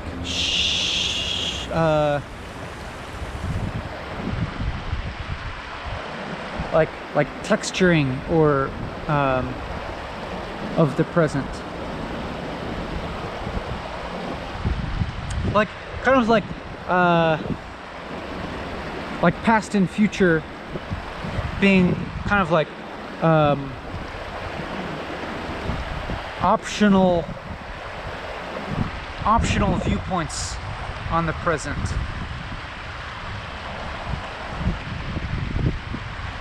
Being like optional elaborations on the present, or yeah,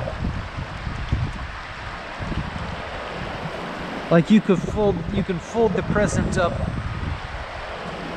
to make it look like the past or the future, but it's not necessary.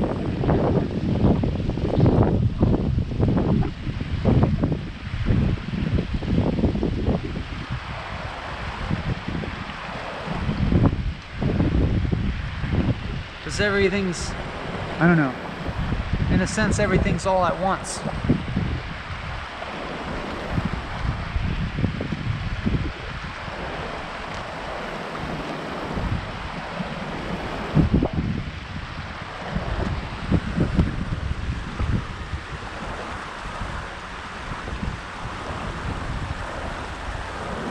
But one of the things that I was saying that's kind of paradoxical is that,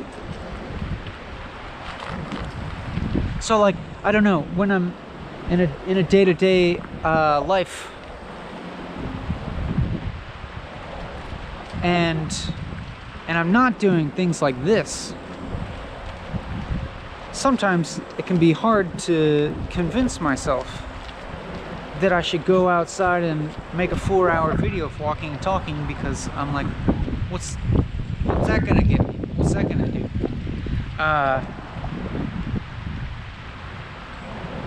Because it's hard to, you can't really remember this type of experience.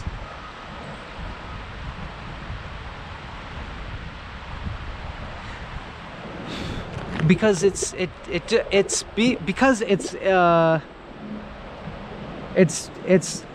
larger.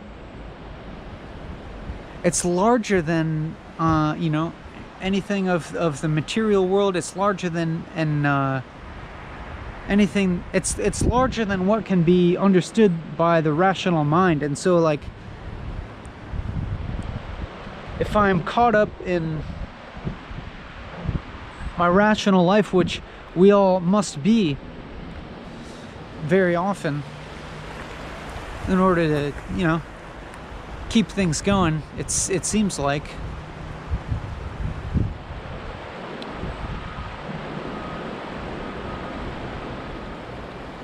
it's hard to grasp this kind of perspective, and it's hard to keep in mind why to kind of like drop rational concerns and come out and do something very pointless for a long amount of time.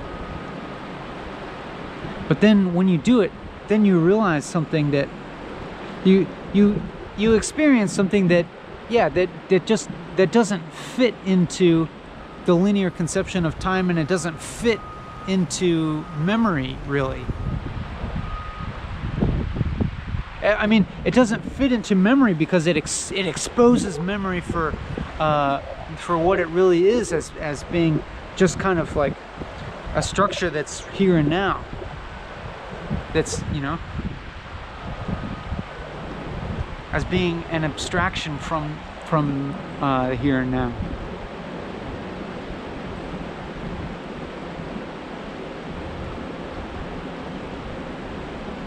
And then one starts to kind of like experience everyday normal life, or, you know, like, it's like from this perspective, like everyday normal life, the vicissitudes seem like a limited viewpoint.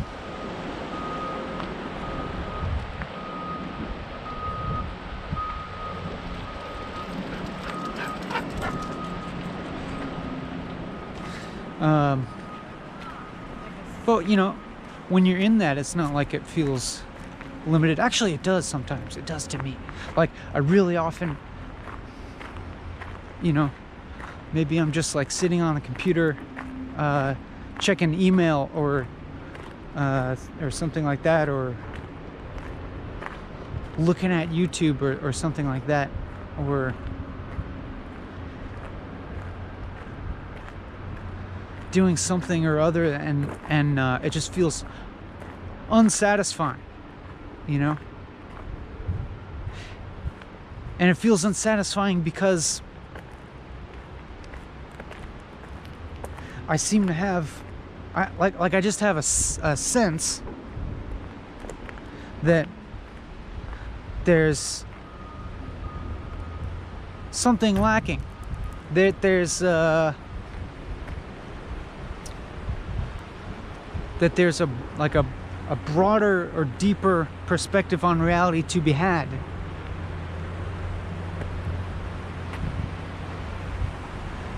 And like I've said many times, it's not like those typical things are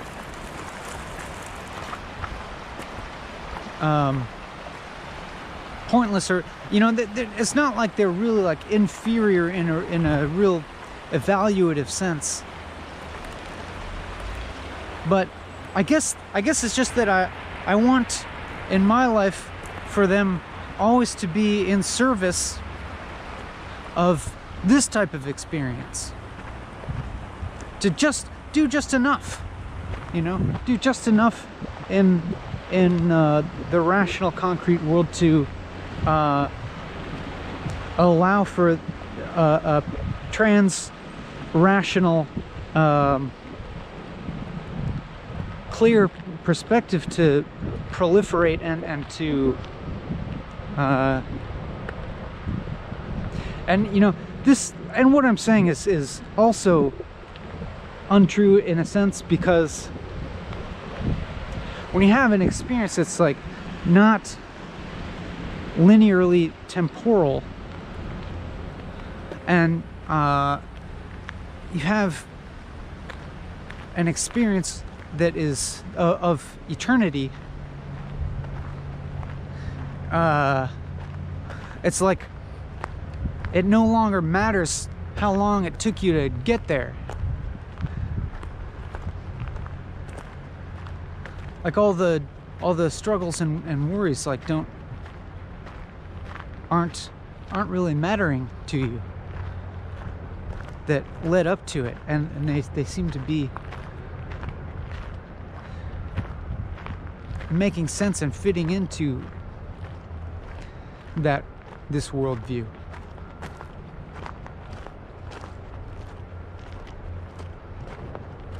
But I want to be careful not to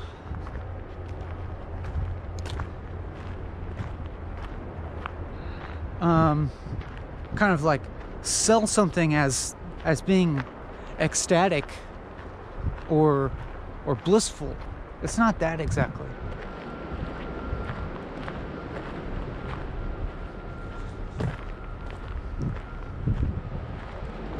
It's not exactly an emotional high that you need to be grasping for, but I don't know. Maybe it's okay and maybe inevitable to be dropping seeds of another kind of desire.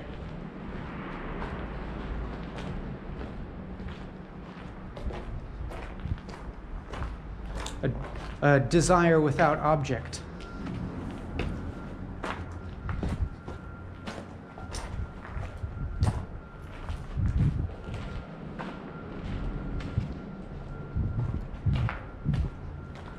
Maybe it's okay to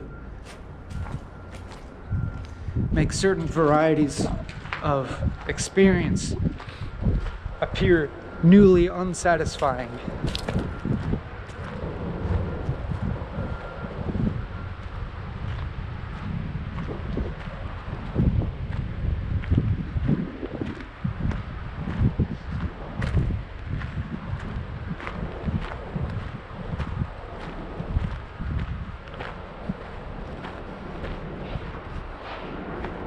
Because maybe to the extent that it is unsatisfying, we'll all be driven to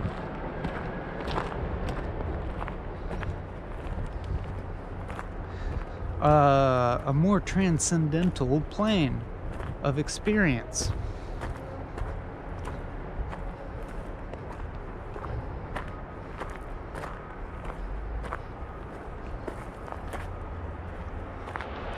It's like I always hesitate to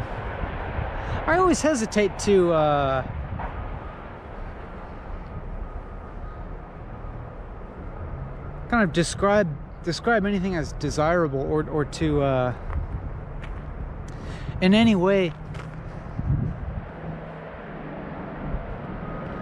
imply that there's like specifically something lacking in your life.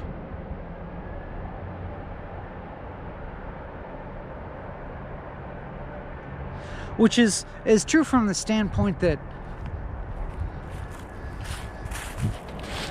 it isn't about it isn't about attaining anything. I don't know. What the hell? I don't know what the hell I'm talking about.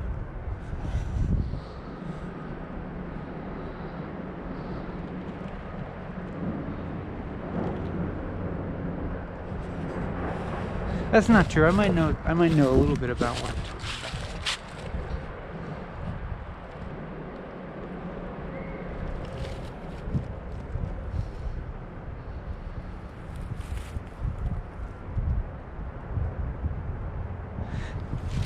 I guess a thing is that now I do seem to be speaking in terms of there being an other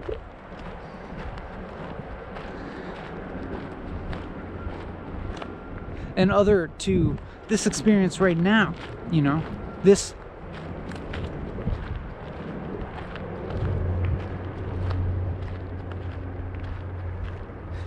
intersubjective experience.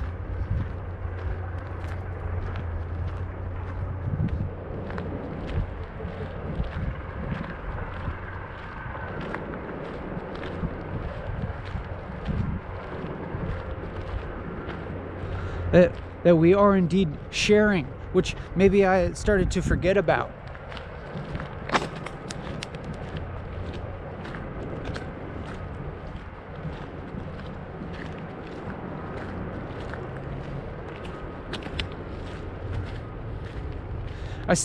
Maybe I started to forget a little bit about the fact that your subjectivity, which is right here and now, this experience that you're having right here and now, is in fact completely integral to my subjectivity that's happening here and now, and mine would not be like this if it weren't for this experience you're having right now. Like this your experience, like this is why I'm doing this. This is why my experience now has some form of exalted quality. They're totally interlinked. It's this communion, this communication / communion that's occurring right now that is the core of this experience, which now doesn't make sense really. It doesn't make so much sense now to refer to it as your or my experience. That there just is experience.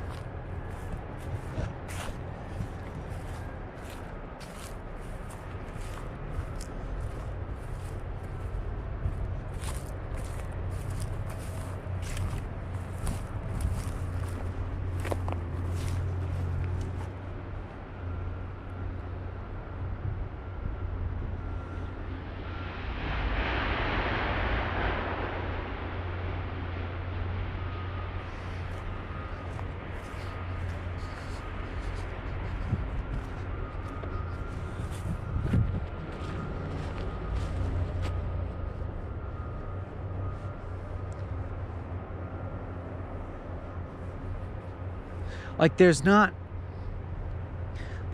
loneliness right now.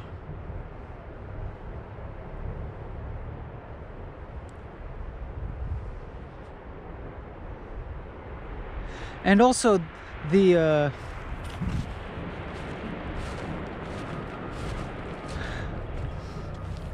I think the technological component contributes to the atemporality of this experience. Like it seems likely that my subjective experience of atemporality while doing this has something to do with this recorded medium and its atemporality. That is, you know, like for instance, you're experiencing this right now, and I'm experiencing this right now. But if we viewed from a linear temporal perspective, there's, you know, there's some gap between us and between everyone else that is viewing this at different times.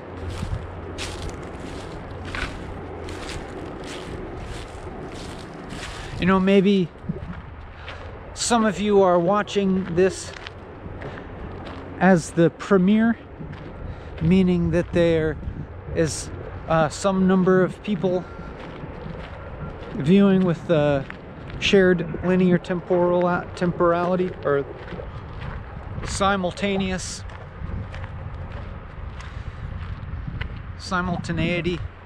and then some people are watching after the premiere, so like a more dispersed temporality. But it's not really important because, well, I mean, for one thing, the idea of an objective now has been debunked scientifically. We find that that time is in fact relative to the perspective from which it's being experienced.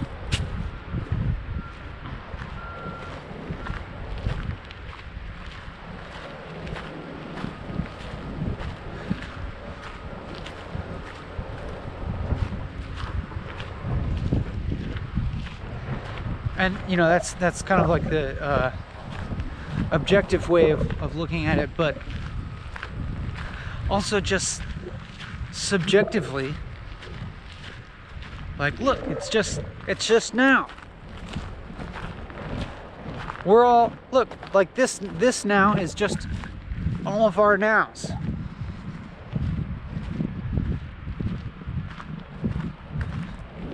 And in that sense, it's the same, regardless of what time.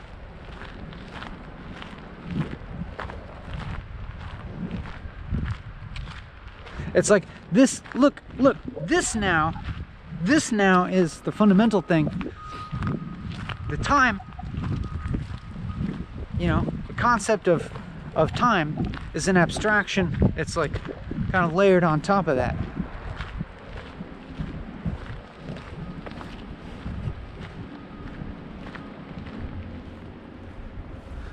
Whether other people watch this at different time period, or whether I filmed this at a time in the past, is all abstraction that's layered upon this experience of now that we're all sharing. I mean, we're sharing a significant, we're sharing something, you know, this communication, this understanding.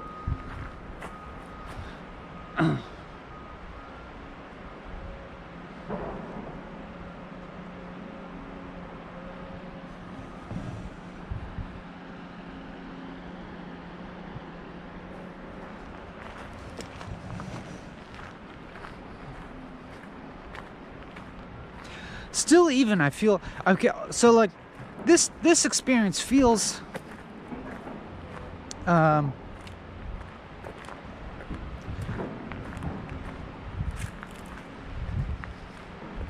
it feels deeply good to me.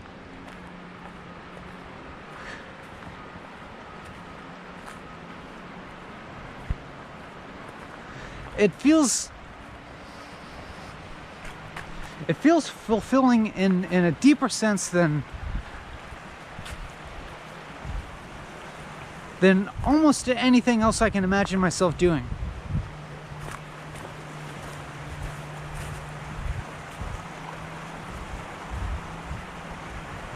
And yet still, I feel the potential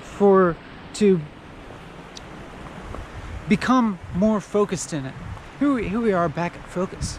Cool, we have a topic. We keep returning to focus. We're focusing on focus itself. What better subject to focus on? Dang. See? There it is. Things make sense. What else have we been talking about other than focus? That's the thesis. It's not a thesis. It's what we're focusing on.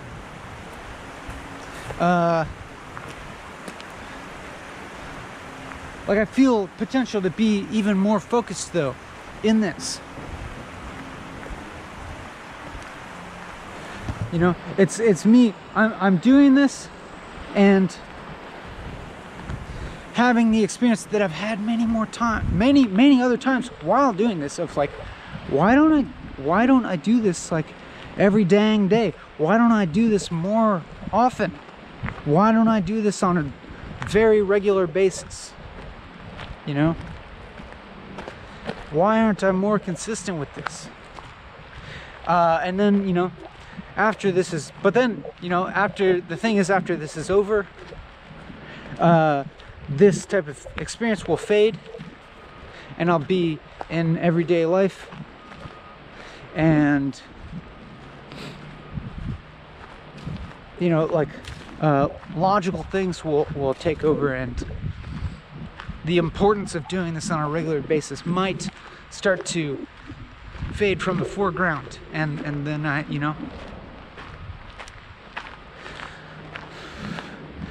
we'll experience this, right? With something that we are like trying to commit to.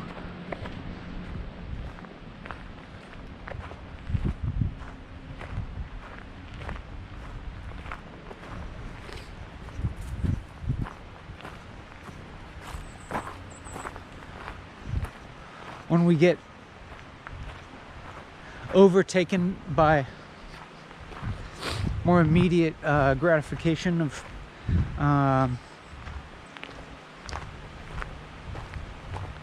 certain urges.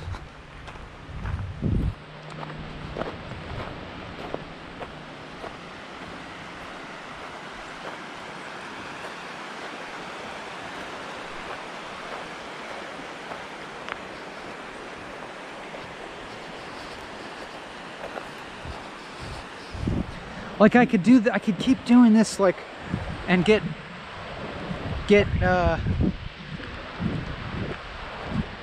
barely any YouTube views, and I think I should still keep doing it. Even if I got like no YouTube views, but it was still out there available, I should think I should keep doing it.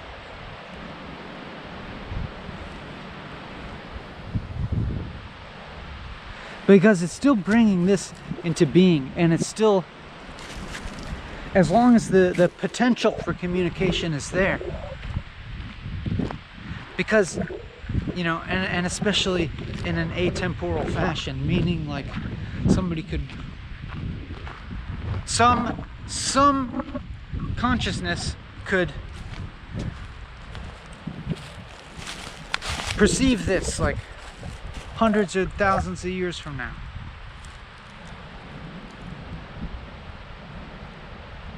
But honestly, not even that's important. Like, not even like some person watching this or you know, future being watching this is important.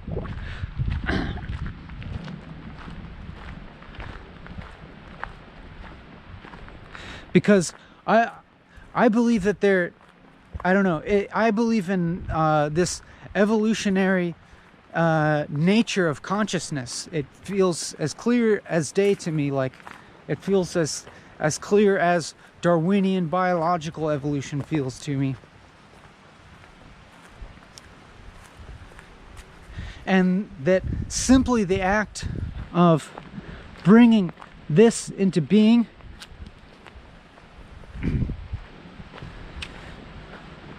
like one bringing my subjective experience of this into being, and two, you know, materializing it, so to speak, into this digital medium, just like materializing it into digital information. And it is information. To me, like, I'm experiencing this and comprehending this, like, as being involved in the evolution of consciousness. Like, it's not dying with my body. I'm committing, like, I'm kind of like committing a particular variety of my experience to material information.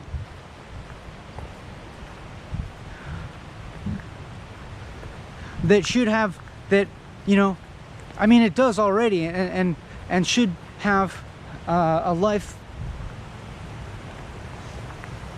beyond my body.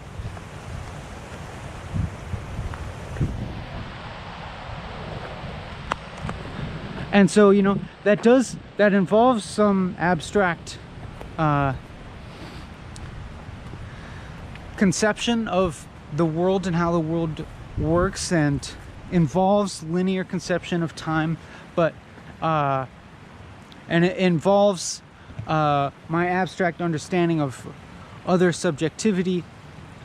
It involves I mean, it involves, you could say, my abstract understanding of something that we could call panpsychism, and my conception of evolutionary processes of increasing complexity. But at the same time, it involves my subjectivity very much, in that I'm feeling like,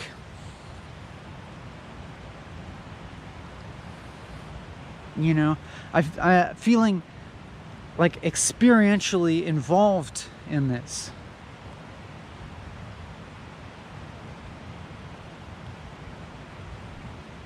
In a way that, if you took just my subjective experience alone, would be compelling enough for me to continue, but a true understanding is that it's not really possible to just reduce everything to subjective experience, and that abstract objective understanding is in fact involved in subjectivity, and they, in a sense that feels real to me, are kind of one and the same. Which I know that's not something that makes any sense, but, you know, it's just something to sit with.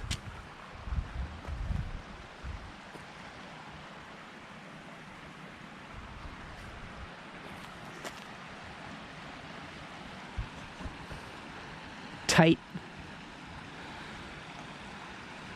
That stream is tight.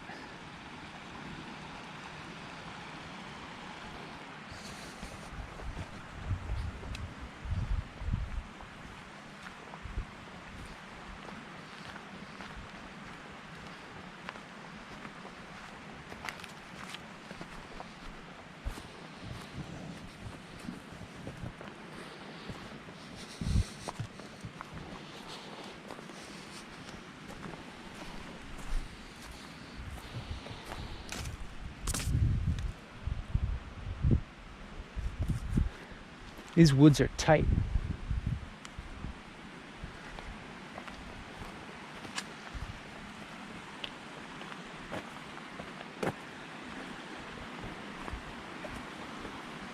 What's this? Mountain laurel?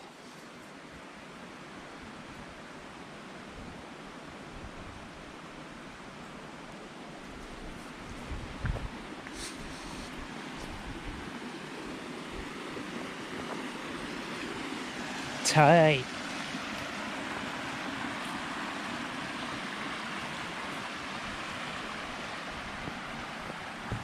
Dang.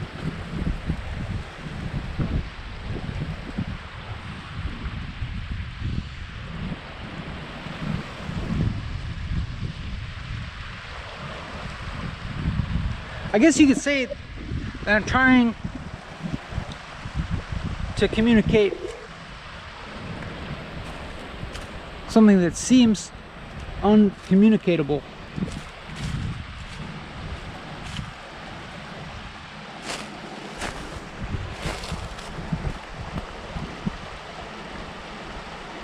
But I just, which is to say that I just would love to kind of induce in you the sort of experience that I'm having.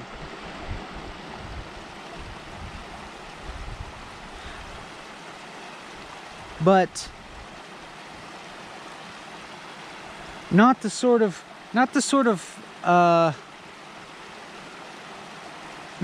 like would love to, in the sense that there would be a problem if it didn't happen.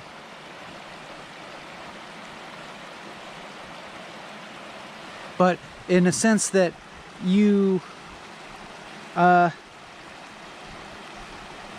if one wanted, you could call this activity love for me. You could call this a actualization or something of love, or you could call this activity loving or something. I mean, just like from my, at least from my like point of view.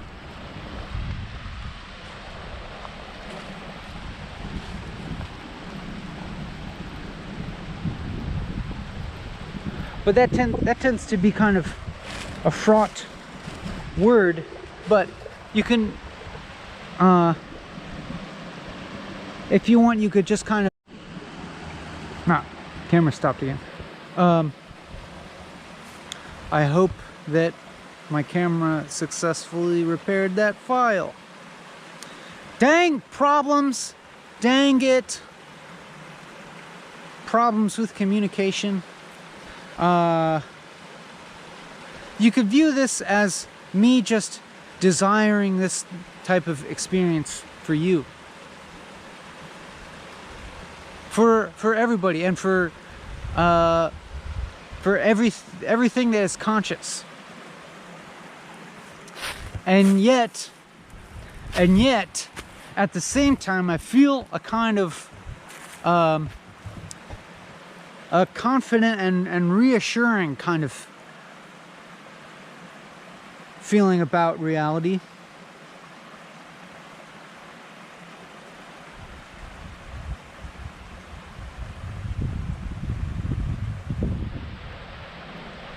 This feeling of like, despite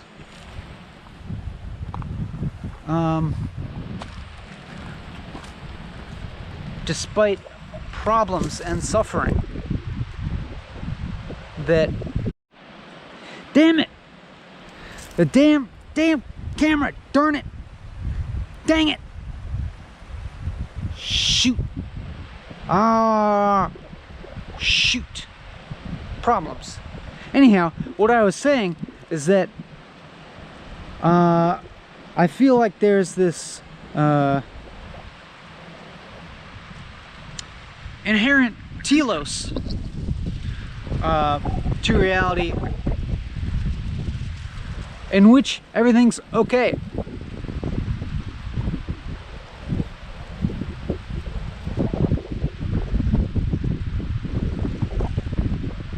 I mean, I know I don't feel this way all the time, that's for dang sure. But right now it feels like, even with all the problems in life, in the world, all the suffering. And that, like, yes, in a very real sense, you gotta solve all of that stuff, and you have to experience your individuated self in ways that are painful and problematic. But that, like,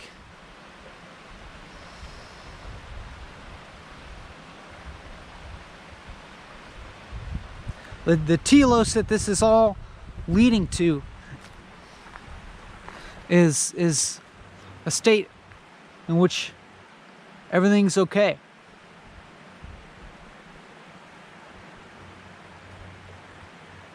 A state in which all those struggles make sense. I mean, there's still this, like, skeptical voice in my head that's gonna be like, yeah, you're gonna probably feel the opposite the next day. Might be true.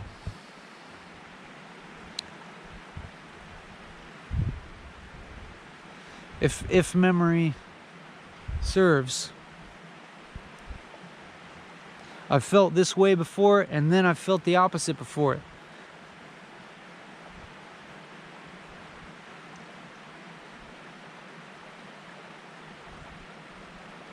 But it's funny because, like, the times in which I feel the opposite are the times in which memory is really playing a greater role in things, you know. Linear time, remembering and projecting is more predominant in my consciousness, and the individuated self being kind of like the top level of identification, and you know, and this being the source of problems and suffering, of being like, life is nothing but suffering, or like, life is ultimately suffering, even if there's, like, some pleasant breaks here and there. Ultimately it's just back to misery and the inherently cyclically problematic nature of life.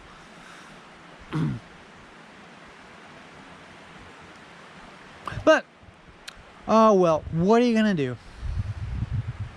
Ah, well, that's life.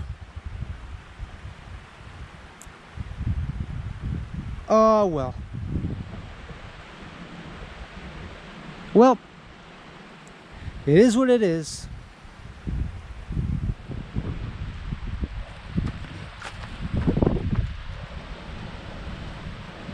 But it sure is pleasant out right now.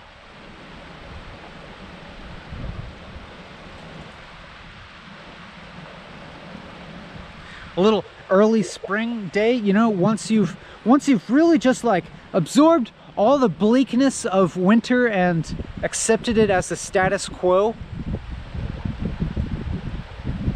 and you've totally forgotten what nice weather feels like. And then you get a little early spring day where it's warm and you're like, oh yeah,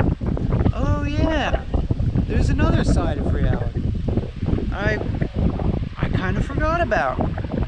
Damn, what is up, my internet friends? Damn.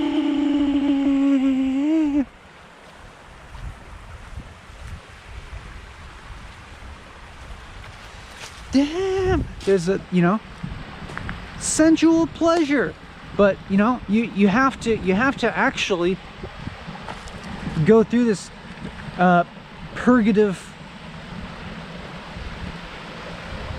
resetting caused by winter.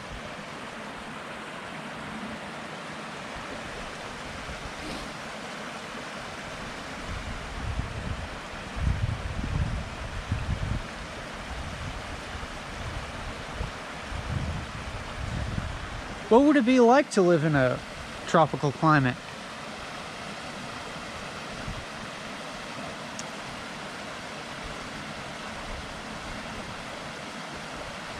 I suppose that variable upon one's emotional topography would be evened out.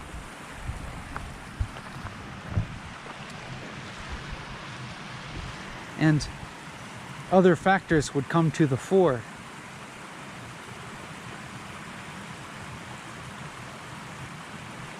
Like unstable governments and such.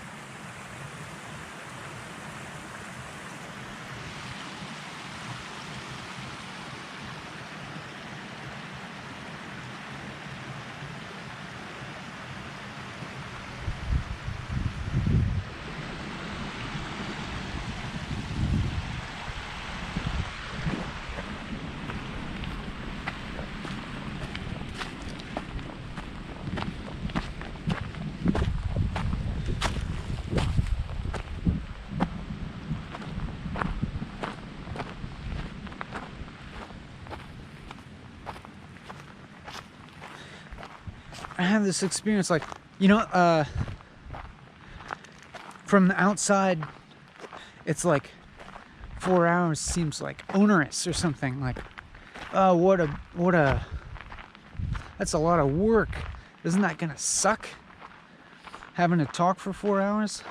But at the moment, from inside, it's like, damn, I have 4 hours to do this. Tight.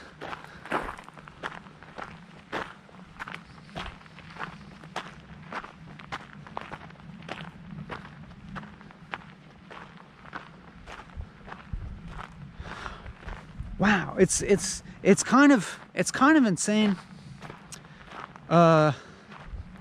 Just how completely unstable, at least my perspective, is. Just, I mean, in terms of any things that tend to be described verbally, linguistically,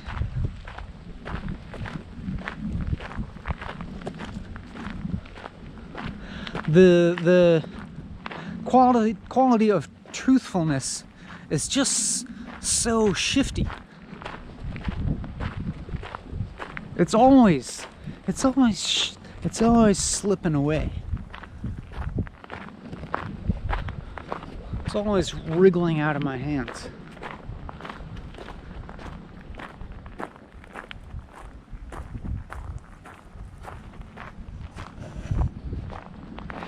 And, you know, in a way that could be seen either as terrifying or as like wonderfully expansive, but probably best not to attach any qualitative or emotional valence to it. Is what it is.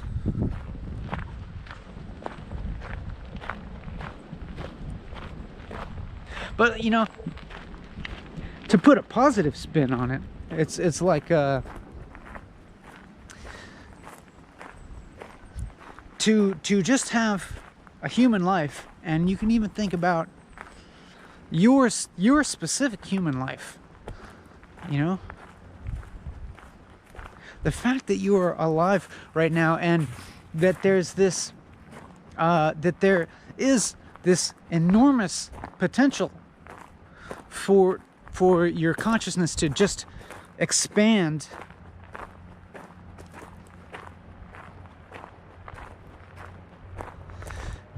into understandings and experiences that you cannot even conceive of right now.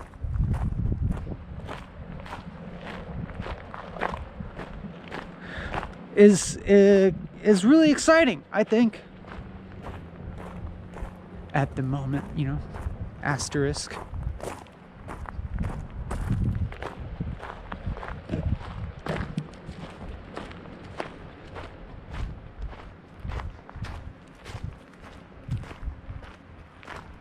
you know, but then, you know, like, it could be a bad thing. Like, I just like,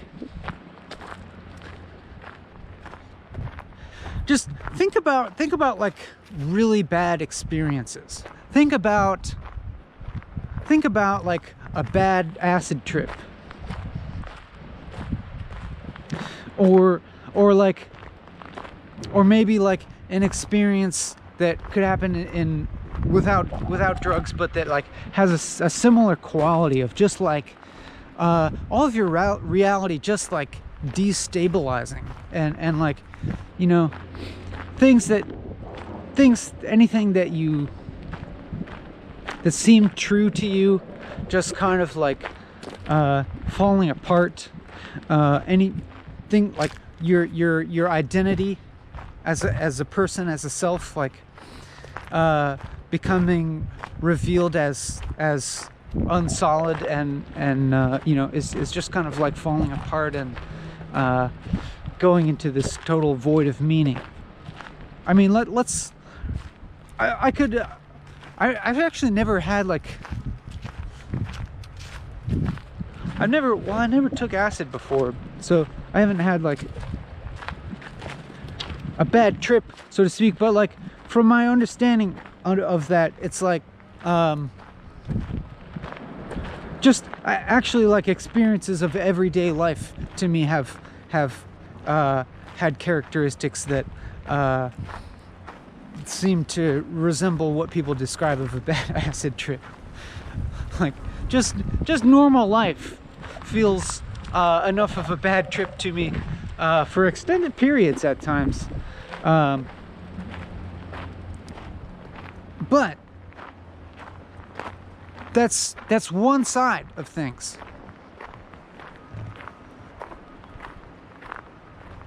The other side of that, like, you know, it's like a process. It's like a process of like, it is kind of a process of destroying yourself.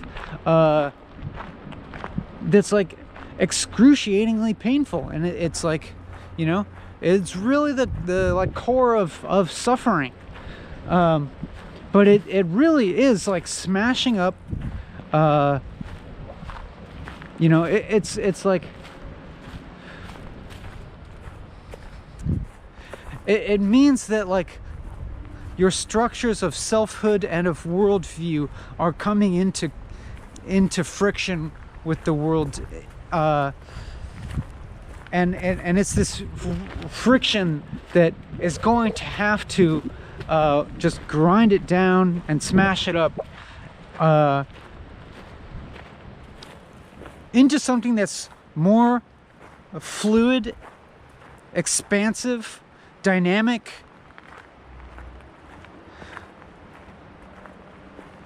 more integrated, and deeper and broader.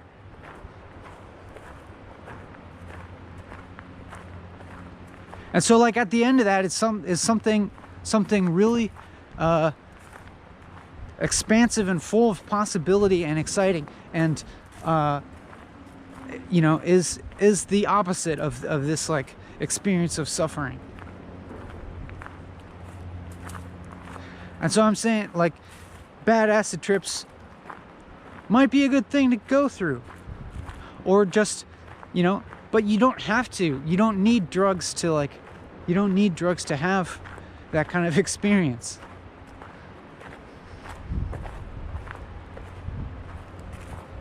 You can just be sober and just keep observing, like, the you know, just, well, you know, you don't have to do anything actually. Just keep living, or maybe even not, and you know, by virtue of you being a part of reality, you will come into increasing contact with it, and as reality, you know, evolves and manifests, and you could not possibly be other than part of that. You know, you're truthing, and you can't really help it, you know. I mean, you can help it. You can. It seems like you can adopt an orientation towards truthing, as opposed to away from it and trying to resist it.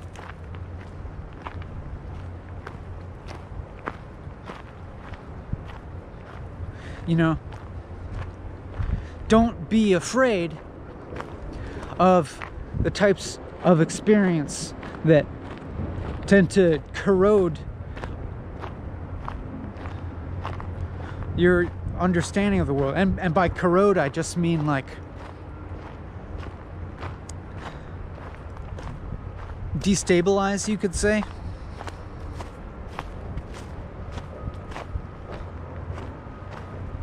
But for me, it's like a repetitive. For me, it's like a repetitive and durational activity such as this is really wonderfully conducive to that.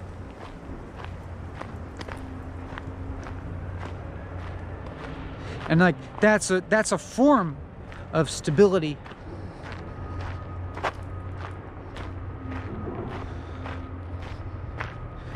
In a world that makes no sense.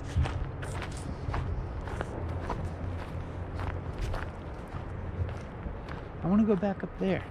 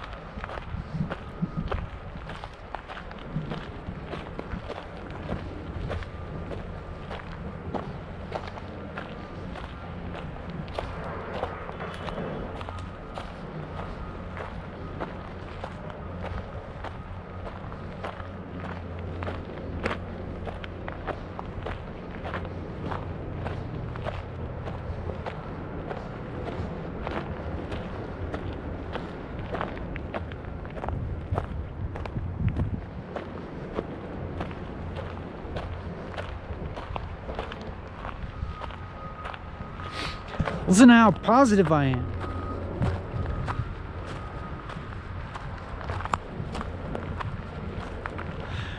You know, I would say that I should watch this video next time I feel depressed, but no, not a good idea. Next time I feel depressed, I should go out and walk and talk. And then, you know, that's like, and that's the sort of thing that I need to convince myself to do, that I'm trying to convince you to do, to like not avoid those types of like what we typically call negative experiences. I don't know, but just to like, I don't know, I don't actually have advice. I don't actually have advice, because every piece of advice that I could say, there's like also a viable alternative. There's also like, could be even there could be a contradicting thing to say that would be equally true, I think. Like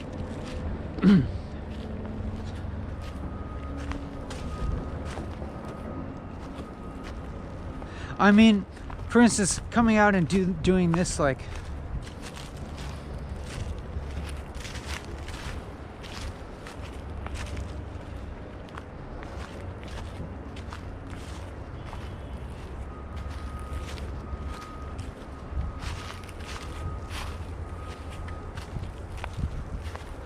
a period of time that avoids extrinsic sources of emotional gratification and reward.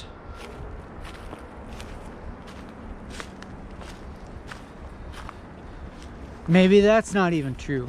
It is a nice day. That's, you know, it is a nice day in the woods. That could be interpreted as an extrinsic source of reward.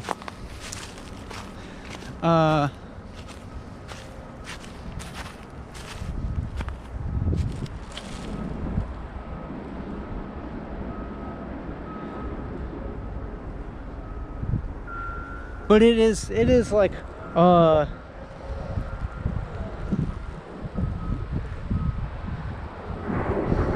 you know what I'm saying. I don't have to, you know what I'm saying. It's not sitting around watching a bunch of short YouTube videos and eating popcorn.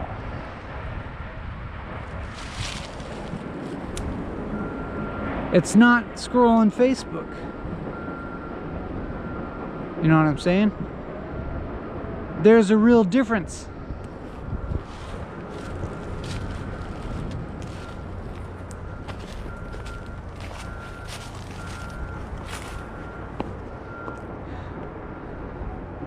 It's not impulsively buying a bunch of stuff on Amazon.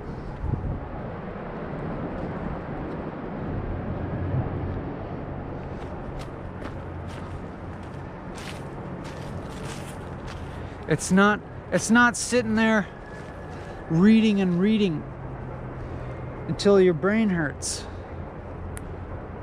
And then you have just merely another translative framework of your understanding of things.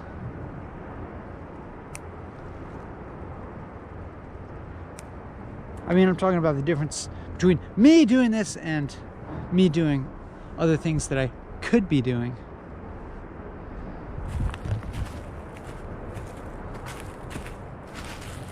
It's not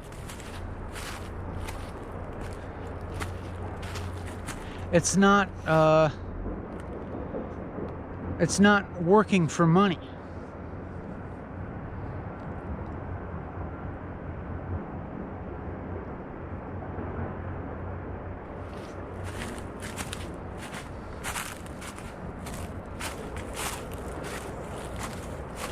Maybe it's a little bit of that.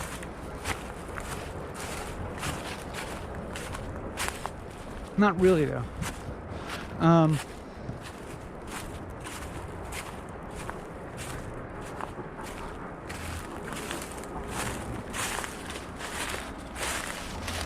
But I guess what I'm saying is that long periods of anhedonia can come around in a pretty profound way. Dang. Tight.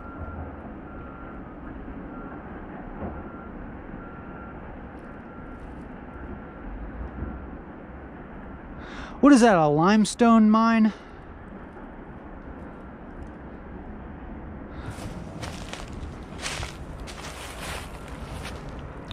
We are in coal country, but I don't see any black stuff.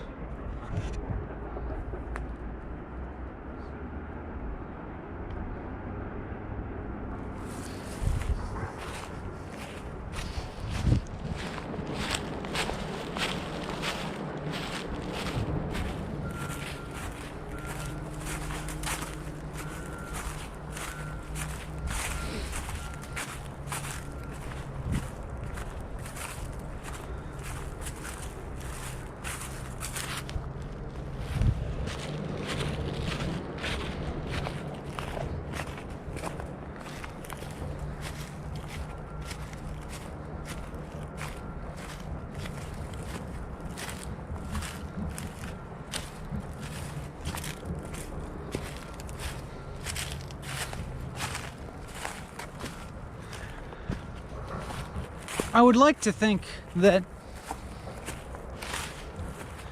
your experience is more peaceful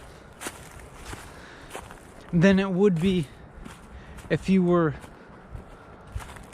consuming the alternative types of things that there are on YouTube that you could be watching right now.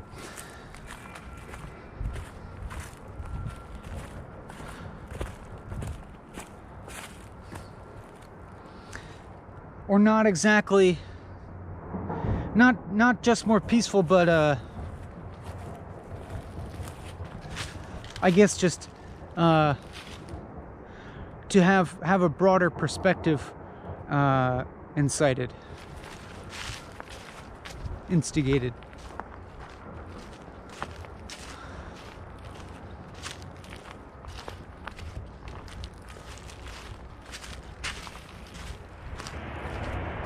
Just generating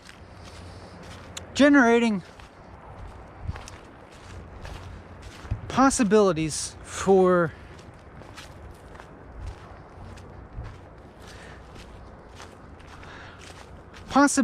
to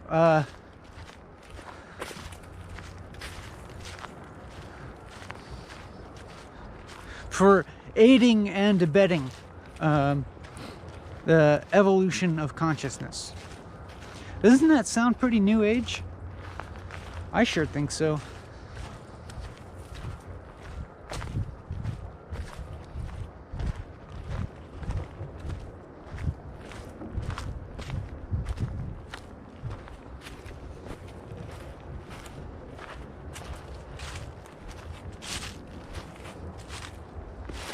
But I don't really have to talk about that in order for that to happen.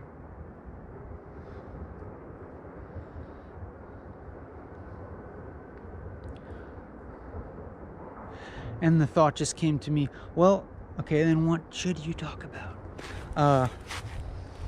And then I remembered that it doesn't matter, and I remembered just to keep letting words fall out of my mouth. Like this, and this, and this. But it would be cheating to keep saying and this repetitively for the rest of this episode. I'm walking uphill now, and as my experience has revealed, that often geographical characteristics of my experience correlate to mental experiences. That is, when I'm walking up a hill, I'll have the experience of it feeling like more work to keep talking, and if I'm walking downhill, talking will feel more like it's just flowing out of me. And other things, like if I make a circle geographically, then I'll find my thought kind of making a loop and repeating something, just kind of involuntarily. But now that I've observed that, maybe I start to do it consciously. I don't know.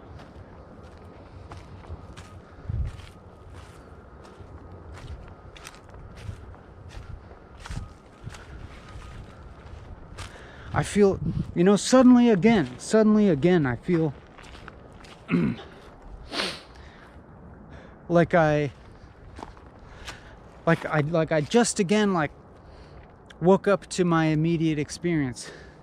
And I guess that just means a quieting of more abstract stream of thought that I was maybe not fully conscious of, and then my attention just kind of returning to my more immediate sensory experience, like bodily sensation and the more immediate sensory experience of talking and of thoughts occurring. And when that happens, it's like, again, my experience of being an individual self with agency weakens, and I'm more have this experience of, yeah, observing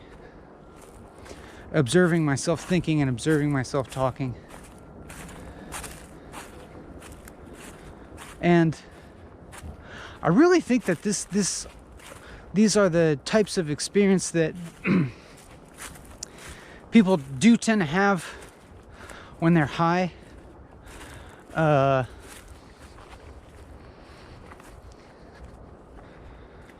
But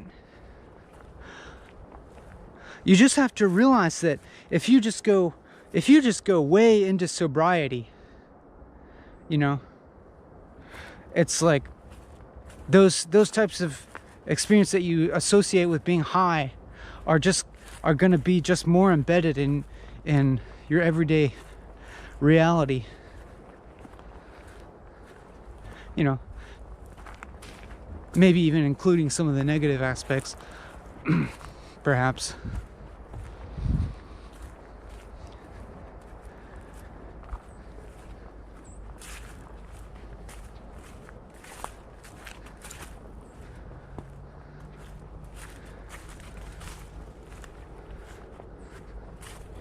But it's like, yeah, it's like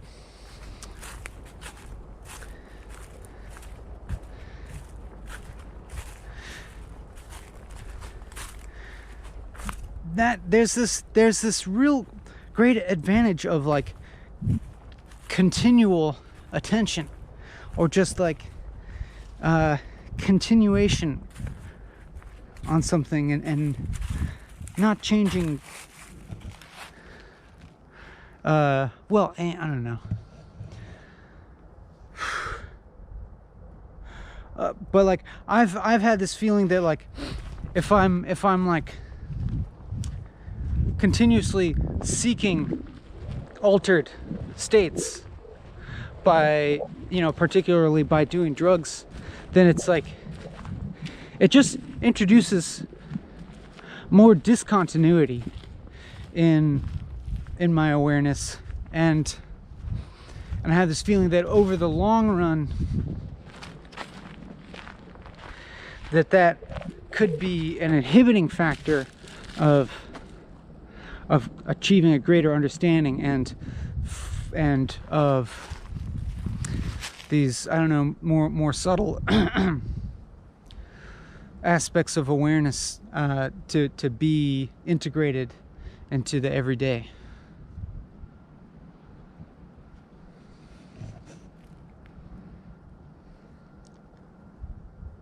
And like, yeah, this keeps just like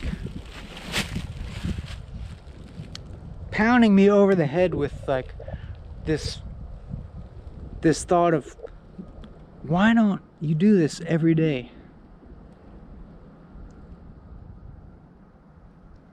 I mean, I'm sure that it would be hard, and that if I did it every day, I would probably run into some newer and more difficult challenges that I haven't experienced yet, just mentally, psychologically, emotionally, you know, because I wouldn't have, if I did it every day, it's like I wouldn't have as much quote unquote everyday experience, like normal life experience, to draw upon for this experience to feel somehow significant or exalted, and this would become the everyday. But maybe that would be good, you know, maybe that would be good. Would I fall into a rut? Who knows? It's okay to fall into a rut, especially if you experience yourself falling into a rut. If you experience yourself falling into a rut, you're like, damn it, I'm in a rut. It is a sign of progress, because you're like, what you were formerly identified with, now you are outside of and observing and objectifying, and you're like, I don't want to be just that. I want to be more.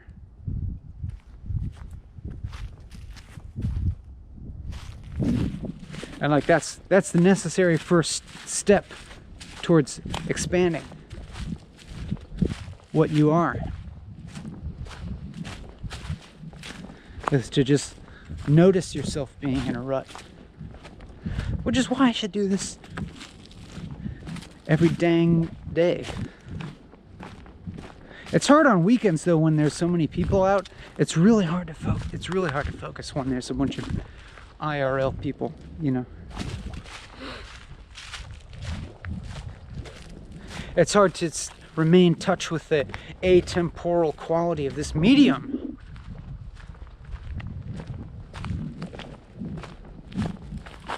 Hey, here's my asterisk. I found it. See? Think about something enough, it'll manifest without you having to do anything. Asterisk. Not really true.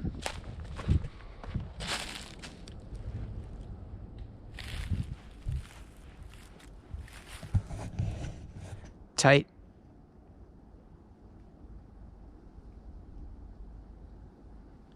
It's quiet here.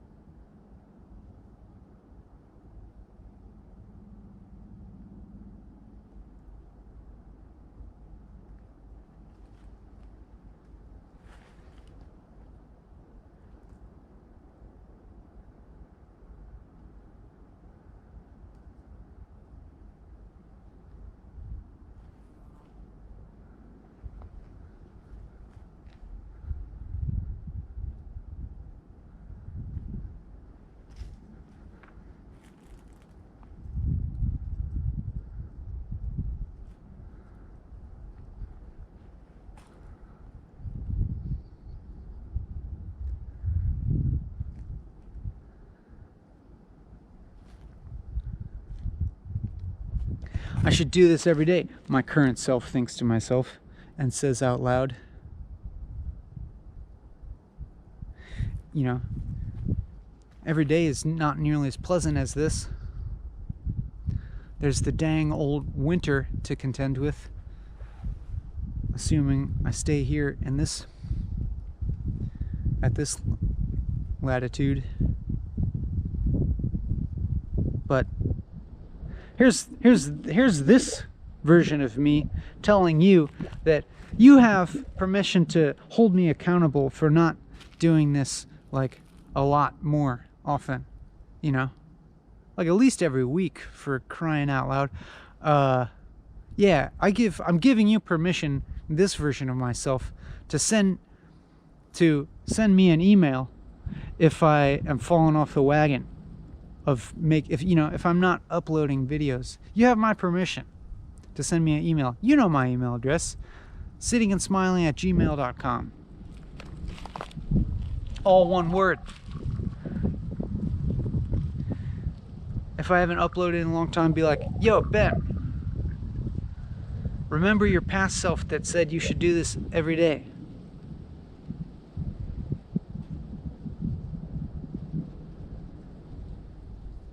And then, you know, my future self will be like, yeah, but now I see things differently. So, you know,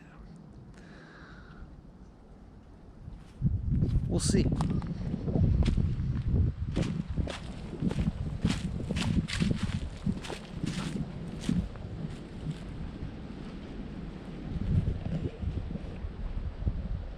I really love being able to hold in my mind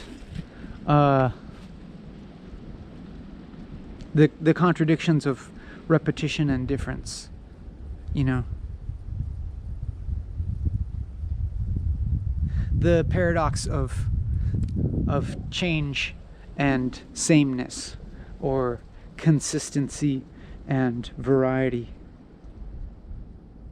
And like sometimes, actually very often, this feels like a big problem. That contradiction. Should I keep doing the same thing, or should I do something different? And it feels like a big problem. And then at a time like this, I'm like sameness and difference are not only different, they're also the same to each other.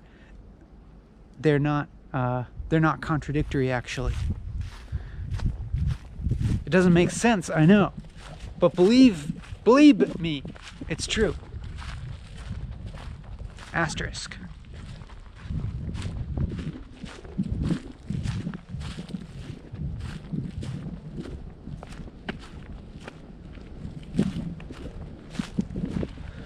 Sometimes it feels, I'll feel a tension with a contradiction in my life.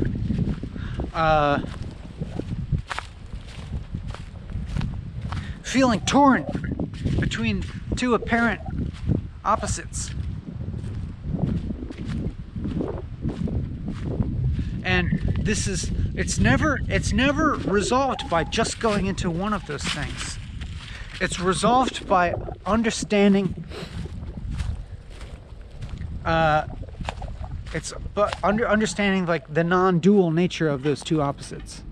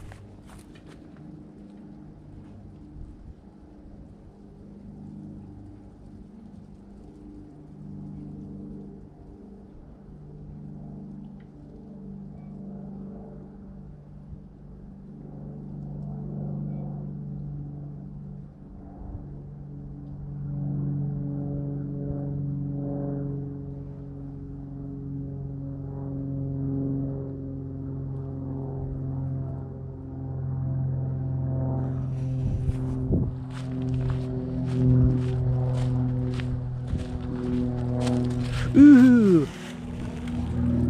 What critter do you think barfed that up or pooped that out? A predator has eaten something furry and then excreted it out of one orifice or another into this beautiful creation.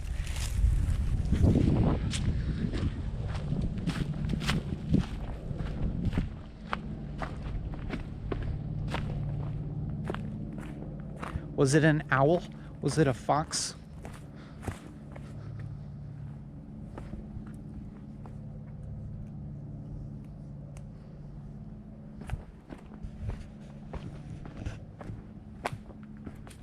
Tight.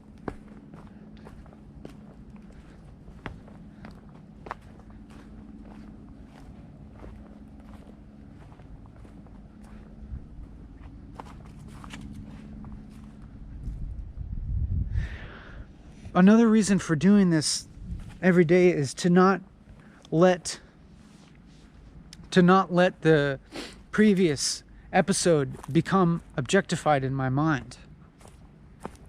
To not let the previous thing take on too much significance. Because then if I'm not doing this and the thing that I did in the past starts to take on some kind of solidity in my mind, and then it's then I'm thinking too rationally in relation to that to get started on the next one. You gotta immediately let go of it and start on the next and just continue.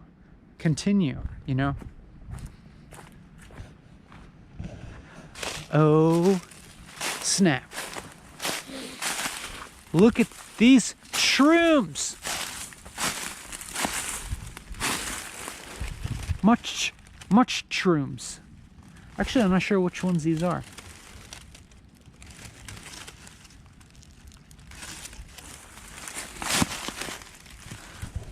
They have this shaggy kind of toothy pore surface on the underneath.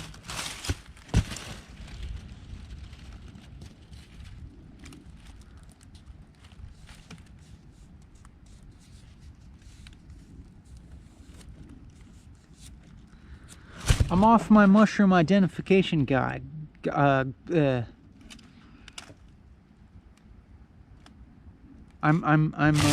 slacking on my mushroom ID knowledge. It's gotten rusty.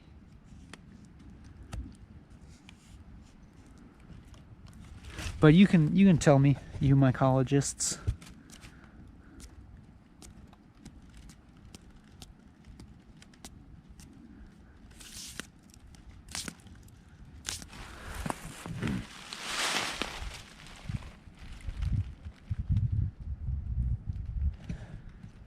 Because as an object, this video is so dumb, you know? If I ever watched these videos back, I'm then involved in objectifying this experience, and it's dumb. They don't work as an object.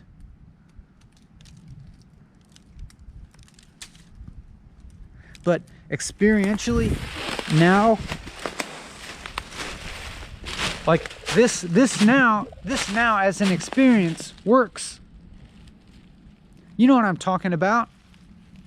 This experience you're having, this experience that you're having right now, it works. This video as an object, this video keeps, the camera keeps stopping and repairing the file. I don't know why today. It seems like anytime you have a piece of technology that has these firmware updates, or you got an operating system that automatically updates, every time that it updates, it just introduces new problems.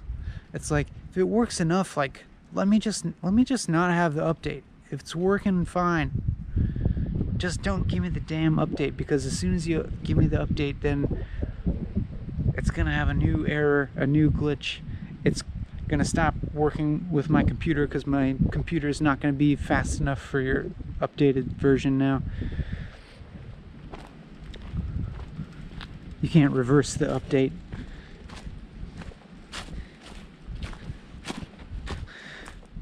But anyhow, I was talking about continuing to talk. Is that a dryad saddle? It's not a dryad saddle. It looks, I don't know. Is it a birch polypore? Is that even a mushroom?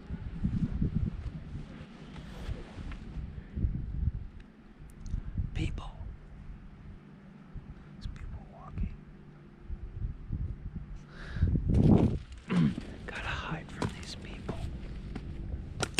Gotta hide from these people so I can remain in my atemporal little world.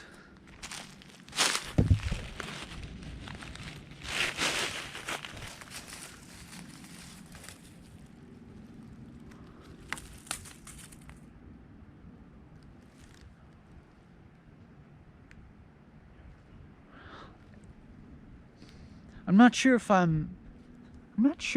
my aim is primarily to communicate with people. I'm not sure. No, it's not about communicating with people. It's just about this experience. I'm talking to you. I'm talking to you. I'm talking about this experience that you're having. That's what this is about. This is all about you.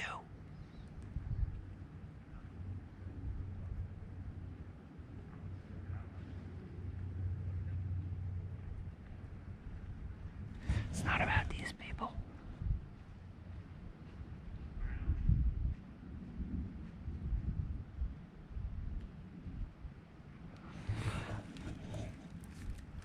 It's because I can't communicate what I want to communicate in a short interaction.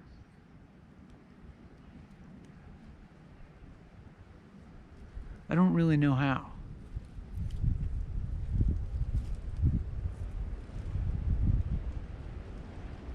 In a short in-person interaction.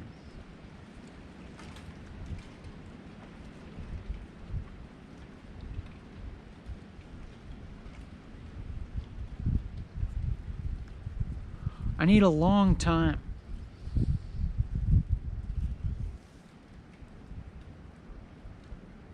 I need a long time to get rid of time.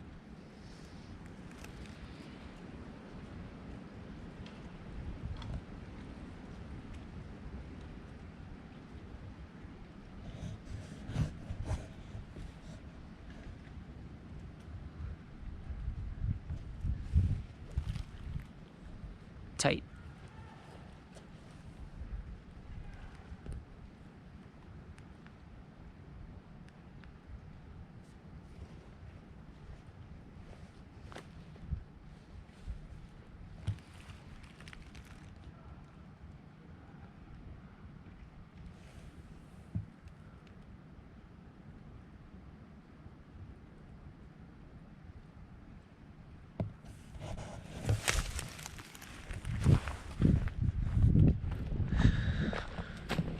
Well, let me keep talking.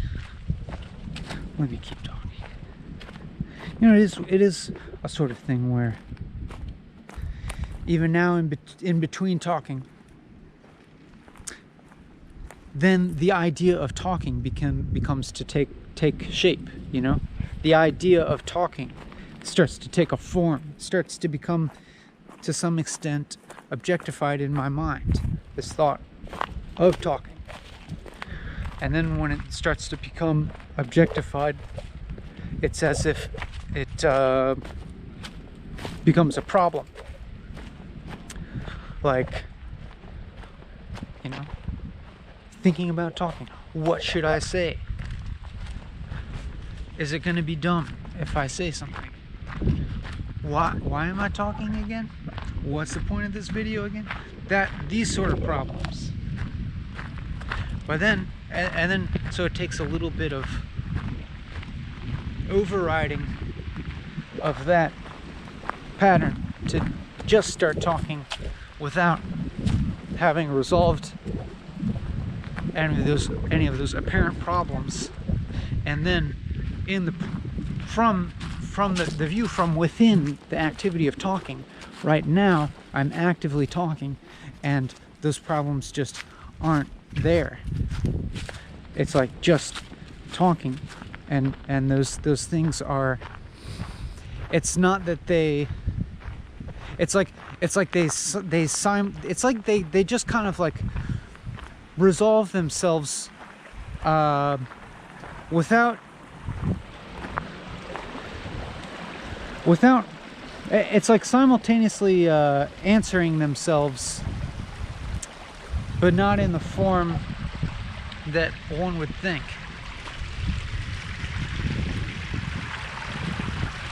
Like, we're experiencing this talking now, and it's just like the question of it having a point isn't really a problem, or isn't really present, and it could be said in that sense, like that's the point.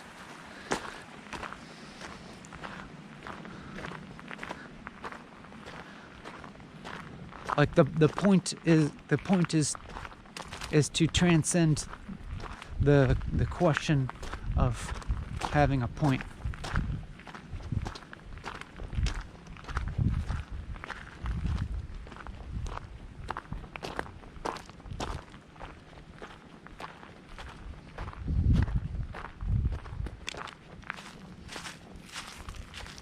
And that sounds awfully conclusive.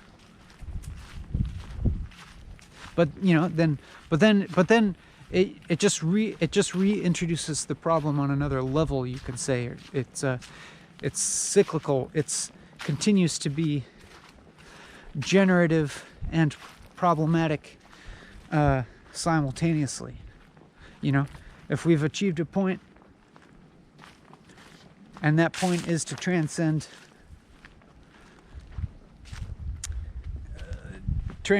the paradigm of pointfulness, then we still have to keep going. Know what I'm saying? You know what I'm saying.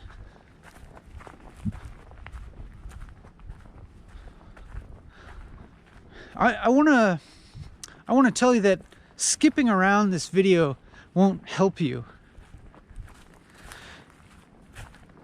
Like, there's not going to be any kind of reveal.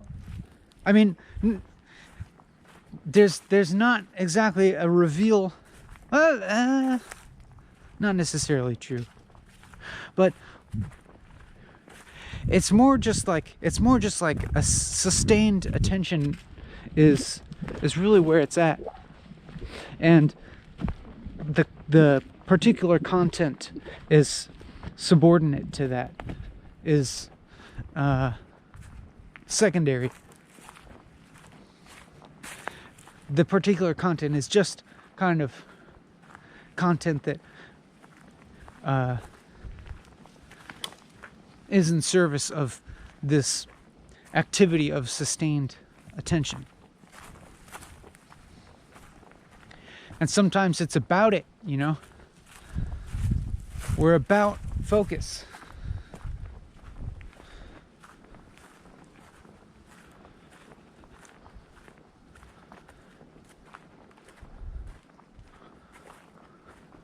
But it's not, I mean, while this video is about, you can say that it's about focus, but this video isn't about what it's about. This video is about what it is.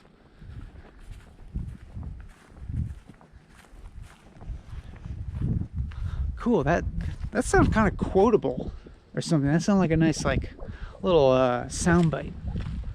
It's not about what it's about what it is. Cool. That's, see, I have to restrain myself from taking things, you know? I have to restrain myself from objectifying it, though, you know? If I take that, I could take that little quote and like, oh, cool, yeah, cool, I got it concisely. I got a little, you know, thing. It's a form of exploitation. It's a form of like taking a dividend out of what I'm investing in. What I'm investing in being the formless unmanifest. You know, all potentiality.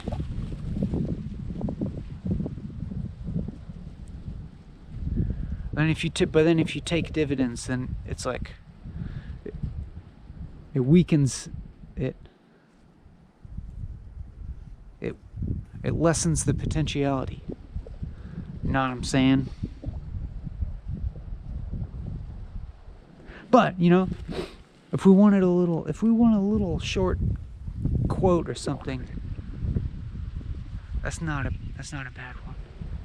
It's not about what it's about what it is. You know, confusing.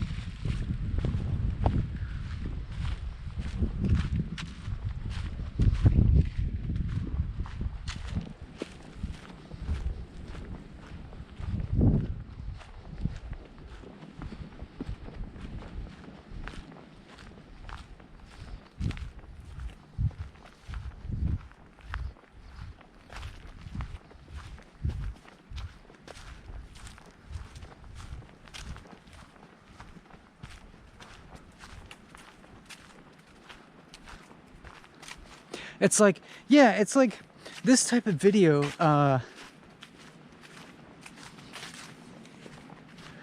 doesn't work from the exterior.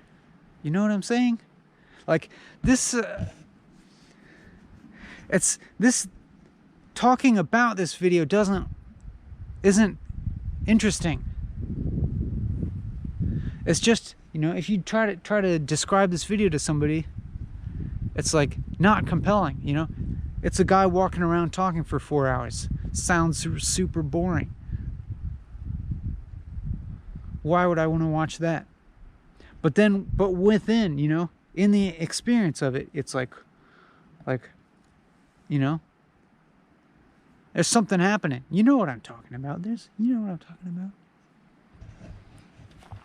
There's something. It's not nothing. as we like to say here in walking and talking.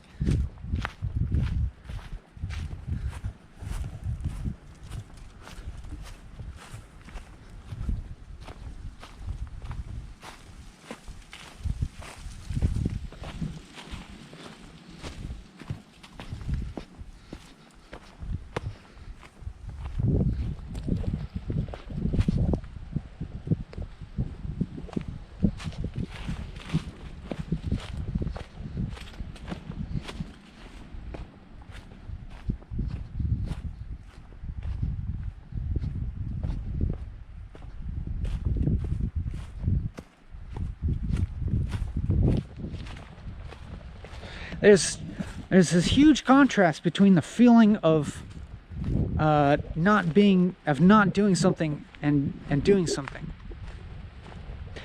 I mean, and it is a matter of conceptual framing, and that I'm within my conceptual frame of doing something.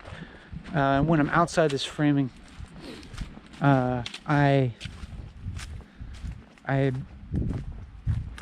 sometimes feel like I'm not doing anything. I'm not really doing anything.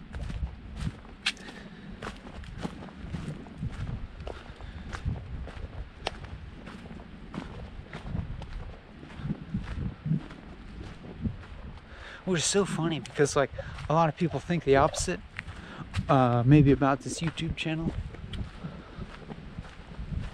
Like, think of all you could be doing, but you know, I feel like I'm doing something now, and I don't tend to feel like I'm doing something much of the other time.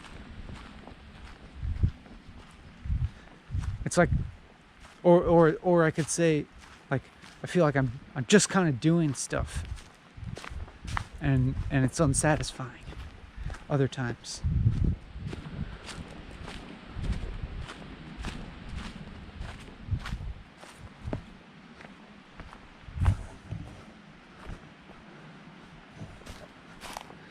Oh, where am I going to end up? Am I going to end up back at where I started? That would be sick. Because then I wouldn't have to walk back. Or it means I'm already walking back. Or am I going to end up somewhere new and unfamiliar?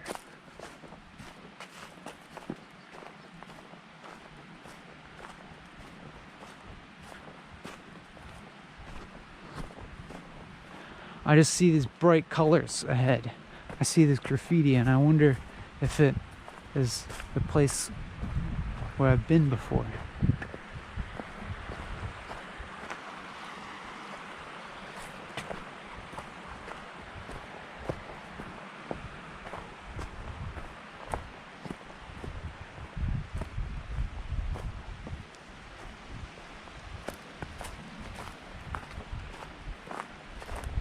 I've been here before. Hell yeah. Coming back, full circle.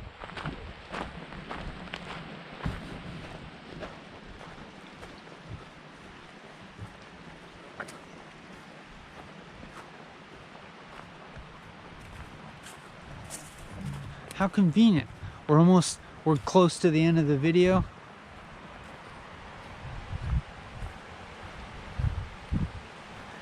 I hope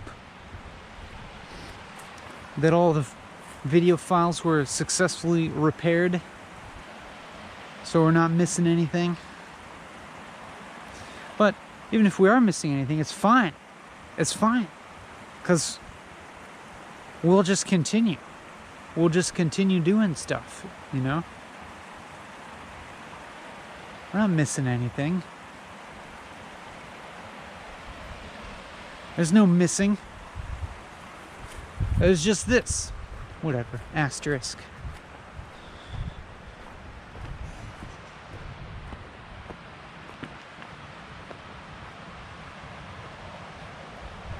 This place is tight. Gotta come back here. Or not. Or go to another place that's tight. Look at that. Little, what do they call that? Rattlesnake weed? That's like a little type of orchid. Anyhow,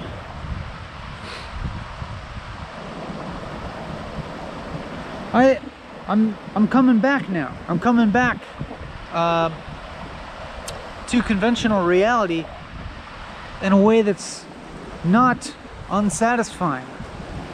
That's the good news here, folks. It's like after this I can come back to rational reality of just doing things.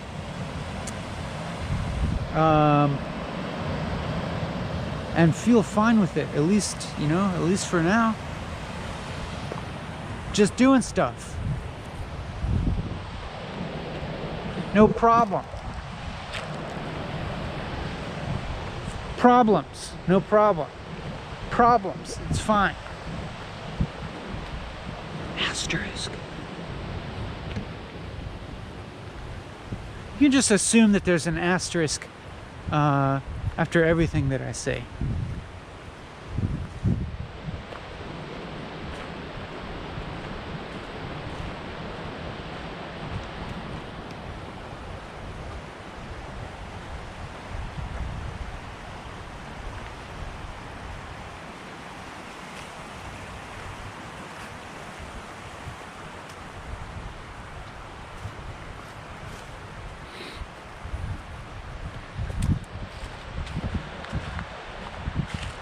Like a perpetual disclaimer. Not, you know, not really. I claim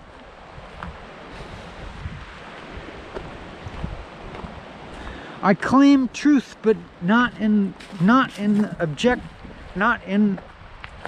noun sense.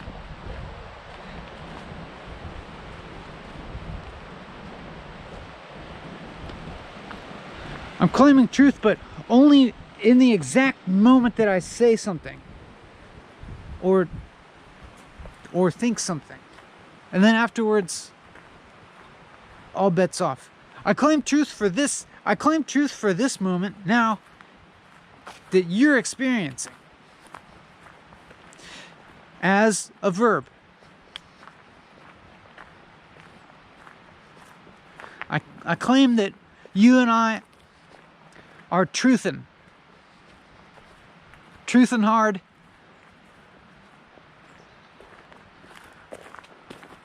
Let's keep it up.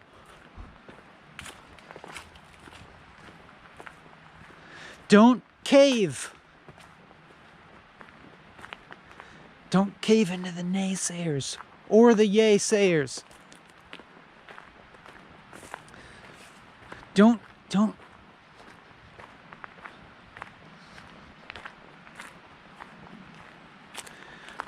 just accept concrete, rational reality. I mean, yes, but not just.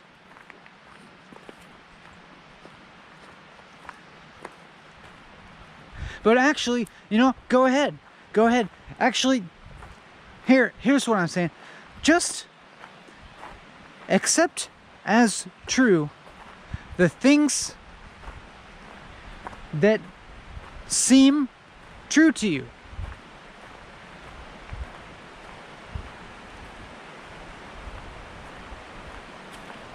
Just look at things.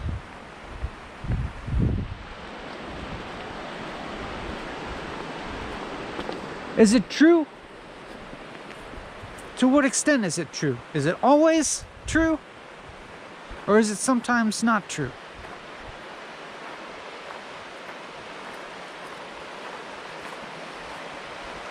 Actually, I'm not telling you anything.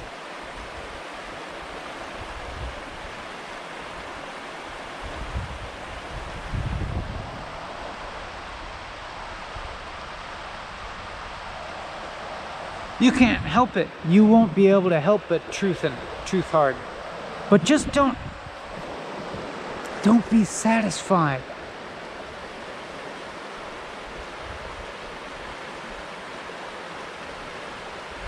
with stuff that isn't fully true.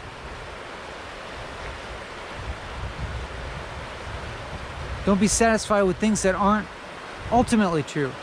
And nothing's ultimately true, so don't be satisfied with anything except the transitive experience of truth and hard to the extent that you transcend the transitive and come into the transcendent, eternal, experiential truthiness.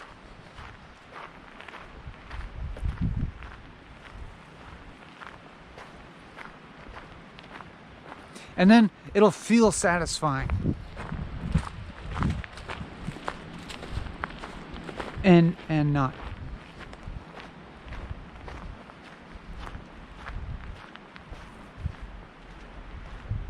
Asterisk.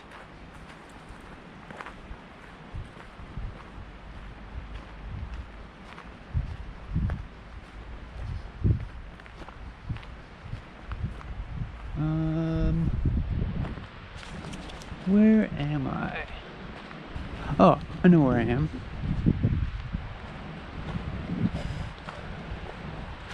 Type.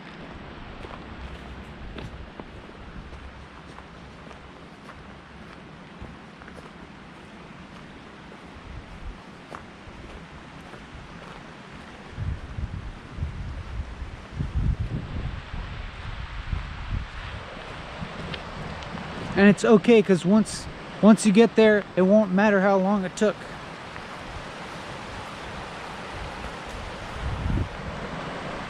So you can be patient, but don't be too patient. See, I don't know. I gotta keep saying something, so I'll just kind of like pretend as if I have advice to give.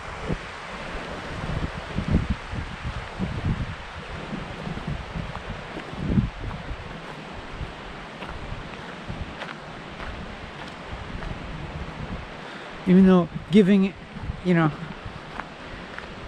process of giving advice to be really authentic would have to be a never-ending, eternal process of continuing to adjust the advice to correspond with the slippery nature of truth. You'll never have enough advice.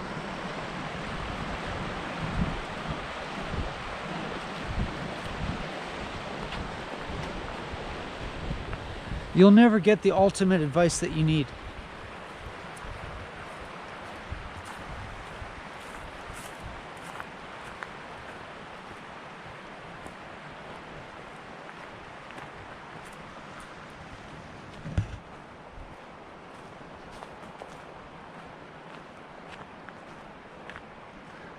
My advice to you is to stop taking advice.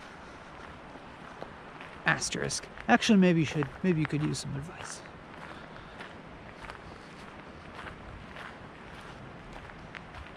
Nah. Maybe.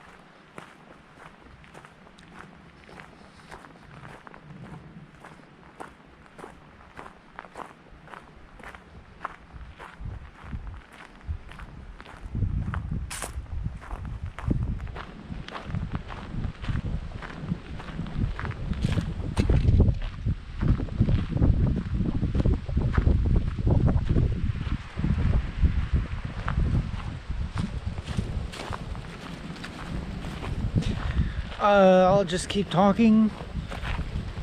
We're almost done.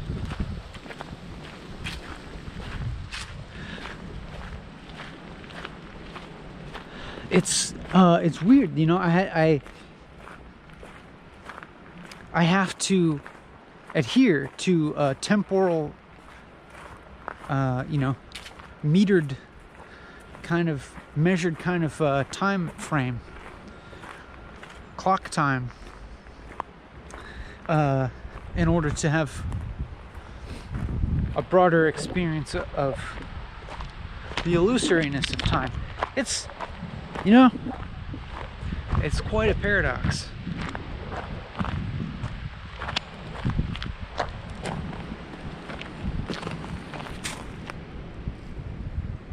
Ooh, whoa, this is like this thing is heavy. This feels like metal.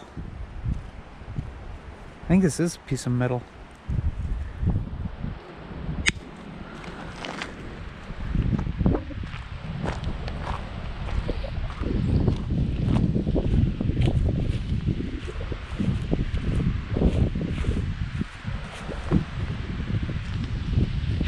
How satisfying.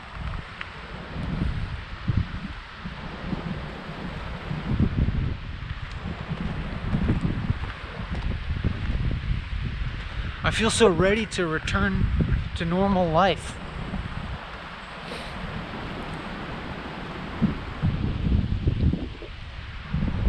To the temporal life that won't be committed to information for the most part.